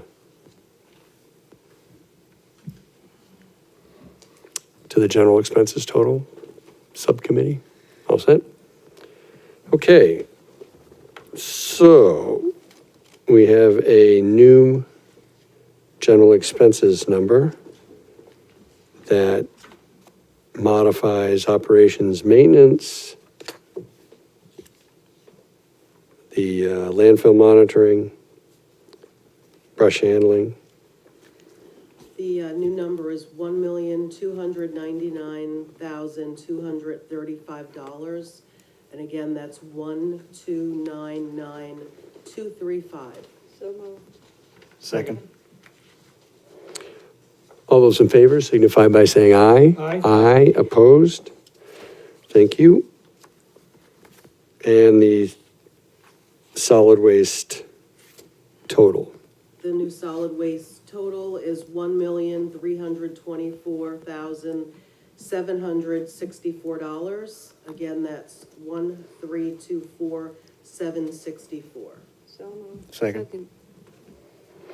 All those in favor signify by saying aye. Aye. Aye, opposed? Okay. Well, thank you for bearing with. These are obviously a lot of contentious issues, so thank you for everyone bearing with. Streetlights, pretty straightforward, I think. Streetlights was very straightforward. There's only 2 line items here. The streetlights are right now per contract. They're being spent right on budget. The subcommittee had no recommended modifications. May I ask a non-budget question? Absolutely, that'll be refreshing. You want to know what you're gonna be for Halloween? To the town office this afternoon, tonight, I noticed our new streetlights, and I like the new bluish color of the, and then I got to Front Street by the Academy, and all along the Academy, on the right-hand side, coming into town from Linden Street, it was the old lights, harsh yellow, it was really in my eyes. Those are the Academy owns those lights, am I correct? And they're not gonna change them to what everything else is? That's the Not question I quite have. sure what you're talking about, but drive out that way when I leave Kennedy. I just noticed a huge difference between the new lights that we put in Oh, there is a big. and the ones along the Academy, on Front Street. And they're harsh yellow. I do know the ones facing campus are the EA lights. Yeah. They're not more streetlights, they're more floodlights, but those are, It's a street, anyway. All right, motion on streetlights? Yeah, I'll make a motion to accept the streetlight total of $170,340. All those in favor signify by saying aye. Aye. Opposed? Geez, Tony, you can make observations. Stormwater. It's 9:30, and we are only halfway through. You're welcome, No, welcome to leave. You were voted in for a reason, Tom, because you had staying power. Okay, we similarly found stormwater to be somewhat straightforward. The line items are being spent on budget. There's no significant changes with the exception of $10,000 for contracted services, mostly due to MS4 requirements. The subcommittee had no recommended modifications. Don?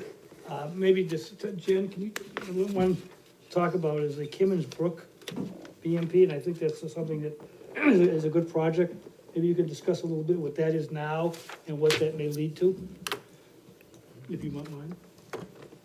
So, we have been contemplating a small watershed improvement, basically off the Lincoln Street area, adjacent to the Lincoln Street School. There is a fairly heavily impacted, wetland area. It's actually, it was a brook at one time, Kimmins Brook, that is for the most part solid piped once it gets down to the vicinity of Tan Lane, all the way to the Squamscott River. And our, in previous studies, one of them was the WISE study, some potential improvements had been identified that could make some significant improvements to water quality in that area. So this is a small project that we're promoting. Himmensbrook Best Management Practices, a $6,000 project, and these are the kinds of low-hanging fruit projects that we've been trying to identify for stormwater improvements that, can have an impact on water quality, but aren't huge expenditures.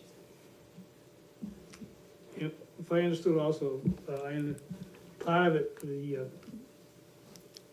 if we go beyond and put in the improvements later on, not this year, it would reduce the amount of nitrogen we're putting in the Squamscott and the bay, which would help us meet our nitrogen control plan goals given to us by DES. Is that a fair assessment? Also? I'd say that's part of it, yes. Part of it, yeah. Yep.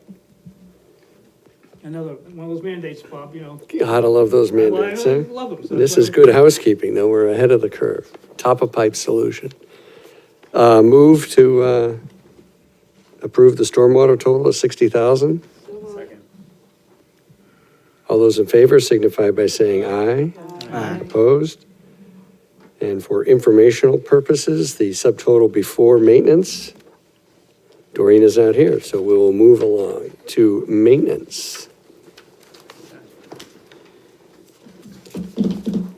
For the maintenance budget, in the general section, there's a requested increase of $18,279, or 3.6%. That is attributable to typical increases in salaries and benefits, and then an $11,000 request for biweekly cleaning of the rec center. And the subcommittee was of the opinion that that biweekly cleaning from an outside contractor was not necessary, that it could continue to be cleaned from the in-house staff.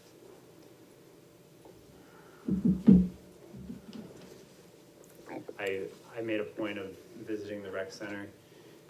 I'm sure our town buildings can always be cleaner, but I felt like, at least on the day I was there, that the job had been done appropriately. And I wasn't willing to have the taxpayers stomach that additional expense right now. Okay, thank you, Nick. So this was to continue contracted work that we have Clean by the Sea currently doing cleanings in this building. They do a good job. They usually come in with 2 people. They can do it, at night, or they can do it during the day. We only have 1 full-time custodian and 1 part-time custodian to do all the cleaning of town buildings. And we're very challenged with keeping up with what is needed. And we've received a lot of complaints this year from the rec department. You can think about the types of uses they have in that building, classes with young children and a lot of people coming in from the public to use those facilities.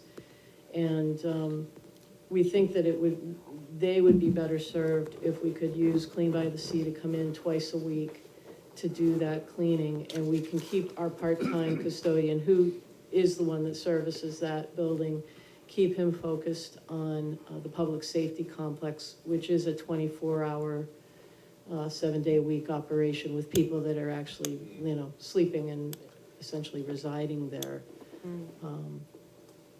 If you look at the industrial standards for how many people you should have, how much you can accomplish for the type of cleaning that's needed for municipal operations, we're not coming anywhere near close to the industrial standards. And we are starting to get complaints, and we're just trying to stay, I wouldn't say ahead of it, we're trying to keep up with what we believe we should be providing for service. I was just at the Parks and Rec meeting last night, and they were actually talking about this, of how strapped for cleaning they are, and that they need more support in the different spaces, so, I mean, they were talking about that outside of this context, in needing more. What's the year-to-date, Doreen?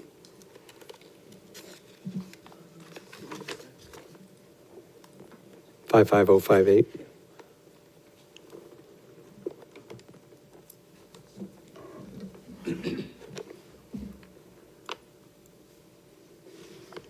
Year-to-date is $22,474.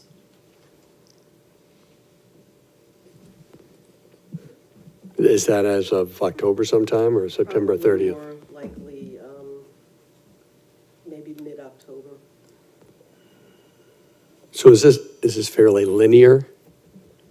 Like, would this number get expended from now to the end of the year on a linear basis, or is it?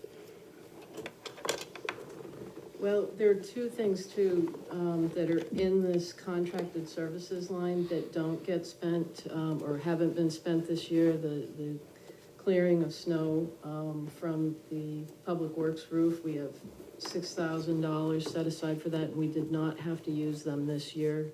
So you kind of have to take that off from the bottom. That was put in a few years ago, right, when we had all that snow? And When it's, when we had, Turner, H.L. Turner Right. Group did the facilities analysis and discovered the roof loading was not adequate.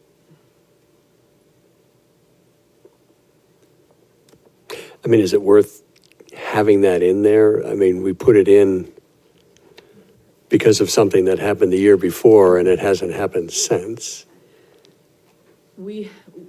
I think it is worth keeping there. If we have a heavy snow year and we have to have the snow removed, our people are out plowing, they're not doing snow clearing from the roofs. We have get the technical term for it, but basically a load gauge unit that tells us when the snow Okay. needs to be removed. Since that's are there any other comments on general expenses? Ton? Just finishing out contract services, 55058, 7,700, 2018, 32,000, 2019. And now up from there, obviously was not part of that deliberation a year or two ago, so that was some kind of a policy Didn't we change that happened in that We- period of We time. started, We contracted out cleaning instead of doing it in-house. Yeah, okay, thank you for, so now we're looking at more of that. exactly, so we just, And we were looking at having to hire a person to do that right. or extend their hours, and we contracted it out. That's why I went from 7,700. to 32. Yeah, thank you. Don? Yes, thank you, Ton. Yes, I remember last year, we had a rather good debate about the extra cleaning services and the cleaning services here at town office. Again, now we're talking about another building, spend another $11,000 to do cleaning services there after hours. What's it gonna be next year? I mean, are we we haven't had any new buildings, so, but we keep increasing the amount of money or personnel to cleaning it. So should we be looking long-term as to what our cleaning services policy or process should be in this town? Should we be hiring everything out? Should we be increasing staff? I think it's something that this is another brick in the wall here of adding more money to spend more money for these services that were able to do before with personnel. I'm just concerned that this is a continuing, that next year we're gonna see more money. Well, you're more right. cleaning, You're right, but we've added effectively 30, $26,000 last year. well, yeah, but we've added $35,000 roughly in if we include this 11 in 2 years, I don't think we would be able to get a person and benefits for $35,000. So far, the contracted services is the way to go, but it does beg the question that going forward, we should certainly do that analysis. I would agree. Liz? So the rec center is currently cleaned by staff? Is that what I'm hearing already? We do Are have- they compensated for an additional compensation for cleaning? The rec building is serviced by a part-time custodian. He is paid for his hours, but he's split between the senior center, the public safety complex, and the rec center, those three places. So this will increase the frequency that there's cleaning happening in certain spaces, or keep the He same? would still do a daily coverage, basically making sure that everything is stocked that they need, and if there does need to be an emergency cleanup. The Clean by the Sea contracted service would be to come in twice a week for more of a deep clean. After hours, am I correct? I think this was actually during regular okay. hours. I don't think this one I was thought after you hours. mentioned it was after hours. Nance? How many buildings does this contractor, I can't even remember the name and you just said it, sorry. Something by the sea. Thank you. It Some- says town I gotta have- offices, but they do this building later because of meetings at night. Bring them in. And now we're looking to add the rec department so that you can devote our current person to the facility, so that police and fire, are there any other buildings? Well, there are other buildings, Well, yeah, I didn't finish my, sorry. Okay, sorry. Any other buildings that you can foresee that we'd be adding so that we're not adding 11,000 or whatever each year? That seems to be a concern. right. Well, we have added buildings over the years. We didn't used to have offices in the basement of town hall. That was an expansion of footprint, if you will. We're adding at Public Works with our wastewater facilities. Those staff will do most of the cleaning, but there will be some custodial needs there. So every time we're building, any kind of staffing areas, we've got to, There's new need, yeah, additional need. Yeah. Thank you. Chris? And you said the custodian you have right now is part-time. correct. Great. So that's, No, we got full-time. No, we have a full-time and a part-time. Yeah, we have one full-time and one part-time. The part-time that we have has been with us for a long time. And he actually works 34 hours a week, which is more than, if we were to start with a new part-timer, we would not be able to go over probably 28 hours. 29, yeah. yeah. So, But yes, we're close to doing that analysis of looking at what should the future staffing or service needs for custodial services be? Is it to, if we're talking hiring full-time, I think you saw the numbers for, granted, a custodian wouldn't be as expensive as a heavy Yeah. equipment operator. And heavy equipment operator, full year costs were $77,000. That's wages and benefits. But I could say, a custodian's probably 65,000, just off the top of my head. yeah. And you're saying the part-timer is working 34 hours a week, so it goes to full-time, we're only talking 6 more hours, which is not going to do, I don't think, what you're looking to do with these contract services, so that kind of is off the table. And as, per history, we don't like to go to full-time if we can avoid it. If we actually have somebody willing to work part-time, it's great. The other issue with having someone in-house is if they're sick, you're kind of out of luck for your cleaning for the day. Plus the equipment, which we're not talking about here, which you have to, maybe you already have, but contractor comes in, they have the equipment, right? You buy supplies maybe, but We do provide the supplies. Any other comments on expenses? Doreen, a new benefits number on maintenance. The new benefits total is $134,649. Again, that's 134,649. Motion to approve that? So moved. Second. Well, we do. All those in favor signify by saying aye. Aye. Opposed? Do you, Point Don? of clarification, Sure. We just did the general, which budget item line? item? We are on Public Works Maintenance, page 26. And we just did the general maintenance total? No, we did the benefits total. Okay. Thank you. And now we've discussed contract services and would entertain something if requested from the, So I'll make a motion that on line item 55058, contract services, we modify that line item to be 32,000 level funded. do I hear, It's 32 or 33? 32,000. Okay, do I hear a second? I'll second for discussion. Any further comments or questions? All those in favor of reducing the budget for contract services 55058 to $32,000 signify by saying aye. Aye. Aye. Opposed? Nay. Nay. Show of hands for aye. I'm sorry, show of hands for voting to reduce it. 1, 2, 3, 4. 4, and presumably the remainder are nays. 4 to 6, the motion fails. I'm just gonna say once, I win.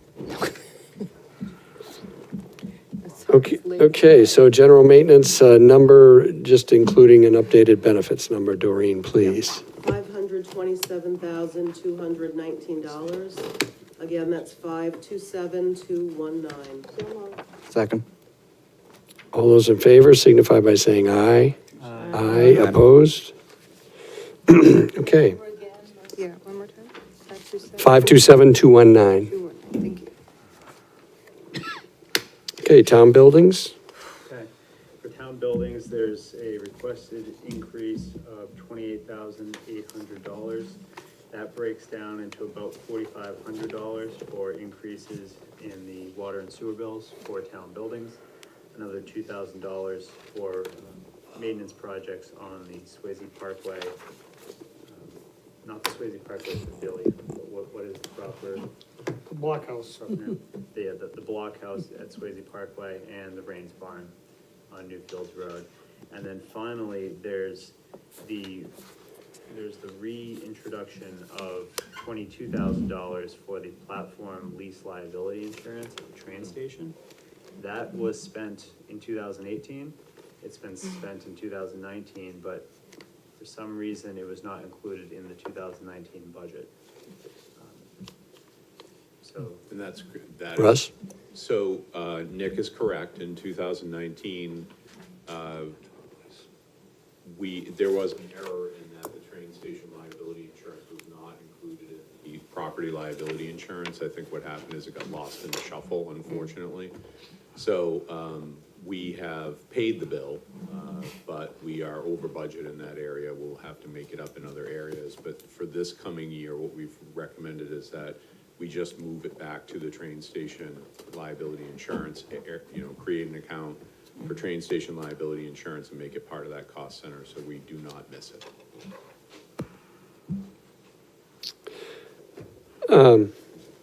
Okay, so I see, yes, we are over budget because we budgeted 0.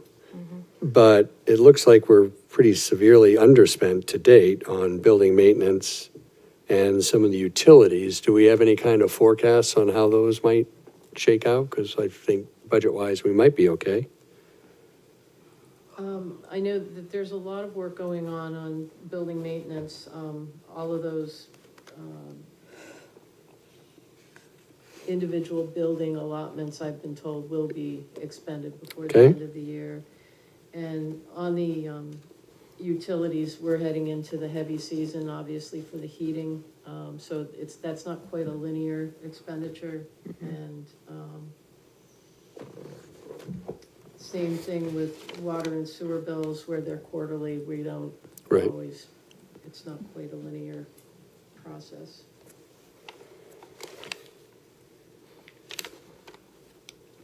Could we ask where But we it- are on the $100,000 maintenance project? It shows year-to-date spent 43,000. Well, before we get to that, Don, just on the total buildings, anybody have any other comments So back to the utilities, so natural gas. We spent 60 last year, and we're at 44, and I get that it's not linear, but do we really think we're gonna get to another 30,000 of spending before the end of the year? Or are we more in the $60,000 range? Well, that's So- all the buildings, I don't have the total for that, together. Is anybody else doing that math? And Well, again, especially for natural gas, our heaviest months are, November through March. So, you know, it's not an equal rate. It's really hard to project, but I would say that we're on track. yeah. Yep. I should have already noted the subcommittee's recommendation was to approve all line items as requested. And same with the electricity, we're at 56, but we'll beat 108. Yeah, I mean, outside of the totals, the budget has been sort of reshuffled. All of the town buildings were split out by building in the past, and now they're all lumped in, so it's sort of hard to tell where the soft spots are. But yeah, we should I definitely didn't have the math skills to do that. we should keep an eye on it. I was close, but, The electric for 18 was 100,000, looks like 100,271. And the preliminary is 108,950. The rate's the same, but that's not that lot, that's not. Right, I understand. Delta. 8% is, I think we were looking more at the gas. I don't like to budget on the fly, but I think we could probably reduce the natural gas down based on the last, the re-up of 56.9 cents per therm. Probably order of magnitude I'd recommend is,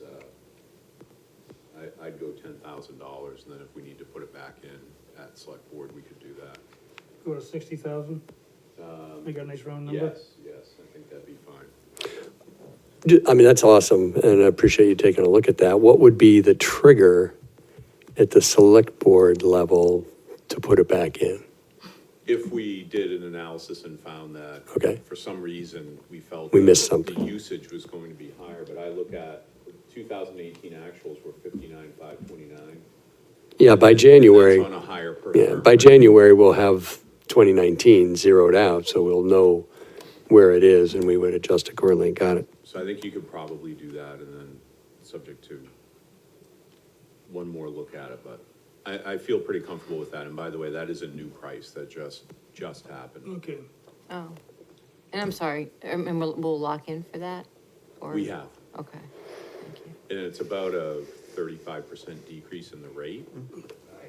But just keep in mind, it's like sewer rates, it doesn't translate to a 35% decrease in the budget. It is consumption-based, so.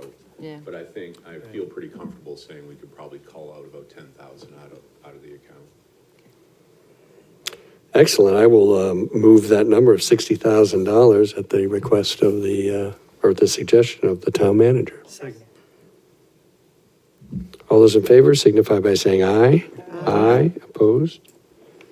Excellent. Thank you, Russ. So, any other comments or questions on town buildings? New total there, Doreen? 289,424. Again, that's 289,424. So moved. Second. Is that you, Dan? Mhm. Thank you. All those in favor signify by saying aye. Aye. Opposed? Maintenance projects. Don? Yeah, I just had a question of where are we with this is the, remember the old project? Ah, yes. So we talked about the fact that not to micromanage it like we tried to years ago, different groups, unless the select board wants to. But I'd like to know where we are with the projects total to date and what's left to be done. All right, I have the total, $54,453. So that again, 54, 453. 453. A lot of 5 4s, okay. Yeah, we have, made several commitments on work that is underway right now. We've not been invoiced, including, carpeting in this building, replacing the carpeting downstairs. We have, I believe we've completed all the HVAC improvements that were underway this year. And most recently, we did appear in front of the board Monday night to present to them the proposal from Limerick Steeplejacks to make repairs to the town hall cupola and gable ends and soffits that are in very poor condition. And that work, for the known part of the work, is $48,800. So we've asked to be able to encumber the balance of funds from this year. We anticipate it to be approximately $30,000 to encumber over into next year to actually schedule the work for, spring. And I That's a think great idea. their rate was, obviously, they're gonna get into some work that you can't anticipate right now with rot and access, not being able to see everything. And their rate was $65 per man hour, which is a fairly good rate. And they're absolutely quality contractors, and the board did approve that proposal, and conceptually to carry over the balance of the maintenance projects list funds for 2020. So, okay, so it's a $48,000 contract Yes, the proposal is. proposal, Yep, and it's been approved by the board, correct. select board. Is that all for next year, or just 30 is being encumbered this year? So whatever is the balance at the end of the year. We'll this encumber year that. Would be encumbered. Cool. And pushed over into 2020, and Great. obviously that would be the first project on our list, to be able to fund that with the the rest of it would have to be funded with 2020 maintenance projects list So, dollars. okay, thank you. Was this a project that appeared on the project maintenance list before, or was this something that we realized that, boy, we gotta do something? And if that's the case, let me ask that question. It was on the list this year. I can't remember if it was on it last year, but it's been very difficult to get contractors to respond. And this is real specialty work. Specialized work, yeah. So we were very fortunate to get the proposal from Limerick. It's right up their alley. They've done work on the building and in town before, so they know what they're talking about. And the proposal was very detailed and spelled out exactly what needed to be done and, what they would be providing. The last time we did major work there, I think did we replace the Lady Liberty? You remember that? I know we did some serious work, but that was a while ago. Yeah, I'd say. Yeah, a long time ago. It's 2006, maybe. Yeah, I was gonna say at least 10, Did 12 we- years ago. Did we do that the same way, or did we do it as a capital improvements project? Can't remember. I remember when the roof caught fire, because of work we were doing there, right? Okay, So last year was just effectively due to the personnel change? Is that why it was so low? I'm trying to remember, and, I can't believe I would have not commented on expending $15,000 of a $100,000 budget, but there must have been a good reason. Yeah, there was definitely some challenges with just getting the work identified. We had to kind of go through a reevaluation and reprioritization of what needed to be done and develop that list. So we didn't reach our typical expenditure level last year, but that is. I mean, do you still think with the staff and the other needs you have in town that the budget we're at is still reasonable, or do you think it's overly ambitious? Oh, no, I don't think it's overly ambitious. I mean, this single project is going to, take half of the budget. take up a major portion of it. Okay. We still have a lot of needs. Okay. Any other comments on maintenance projects? Total maintenance buildings total, Doreen. $916,643, again, 916,643. So moved. Thank you. All those in favor signify by saying aye. Aye. Opposed? It's a vote. And last but not least, mechanics garage. Well, can we go back to that? There was Sure. 916, so we dropped it $4,000, but yet we dropped town buildings natural gas by almost 10,000.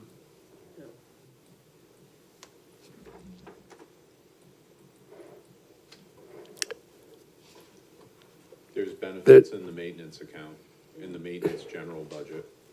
That was increased. Yeah, we went up $6,000 in Thank you. benefits. Can I discuss that? No, I just think we missed, because Dorian walked out of the room, I just didn't know if you, it's getting late for all of us, so I just. No, well, there was that one number before maintenance, Yeah. just it was more just informational and Okay. not Subtotal real, before maintenance. not germane. Okay, next, sorry, Sorry. All right, yeah. mechanics garage. Mechanics and garage is pretty straightforward. There's a decrease here of a net decrease of 5,300 or 2%. That's because the line item for mechanics and tools has been reduced $14,000. We approved the purchase of a $14,000 lift last year that no longer needs to be in the budget. Everything else is level funded with typical increases for salaries and benefits. Thank you. Any comments or questions on the general budget? New benefits number, Doreen, please? $87,349. So moved. Second. Thank you. All those in favor signify by saying aye. Aye. Opposed? It's a vote. And the total mechanics garage number. Is $262,510. It's 262,510. So moved. Second. All those in favor signify by saying aye. Aye. Nay? Or opposed? Excuse me, and the total public works budget. $5,568,448. Again, that's 5,568,448. So moved. Thank you, and before we vote, given just the health insurance increases and some of the other MS4 issues and other things we've talked about here tonight, you guys should be congratulated on really drilling down into some of these numbers and presenting a really nice subcommittee report. I thank you very much. All those in favor of a Public Works general budget of $5,568,448 signify by saying aye. Aye. Opposed? Percentage? 3.5% increase over prior year. And the change is 83,731 less, but that does include changes in benefits as well. Okay. Well, thank you, everyone. Our next meeting is Monday, the 4th. Bob, do we have any CIP with these guys? I'll Yeah. get to that.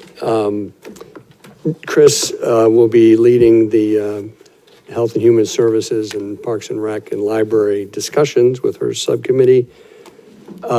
Typically, we like to hear the CIP, just sort of a first cut, but the time is late and we spent a lot of time on the budget items. So what I would recommend, I sent around an email to everyone with a sort of first cut of all the CIP and vehicles. If you did not get something in your email in the last couple of days, let me know, because it really goes over the sort of the breathtaking scope of what we're looking at for some of the funds. And we really have our work cut out for us in a few weeks when we review CIP. The general budget is already up by significant amounts, almost $1 million or more in new spending on the general fund alone. And we're looking at, I think, $2 or $3 million in additional spending in CIP and vehicles. So we really need to make a case for all of these. So hopefully everyone can make those meetings. So I apologize for not getting to the DPW CIP tonight, but people need their rest. So anybody else have any comments or questions? We will see you Monday evening. We are adjourned. Same time.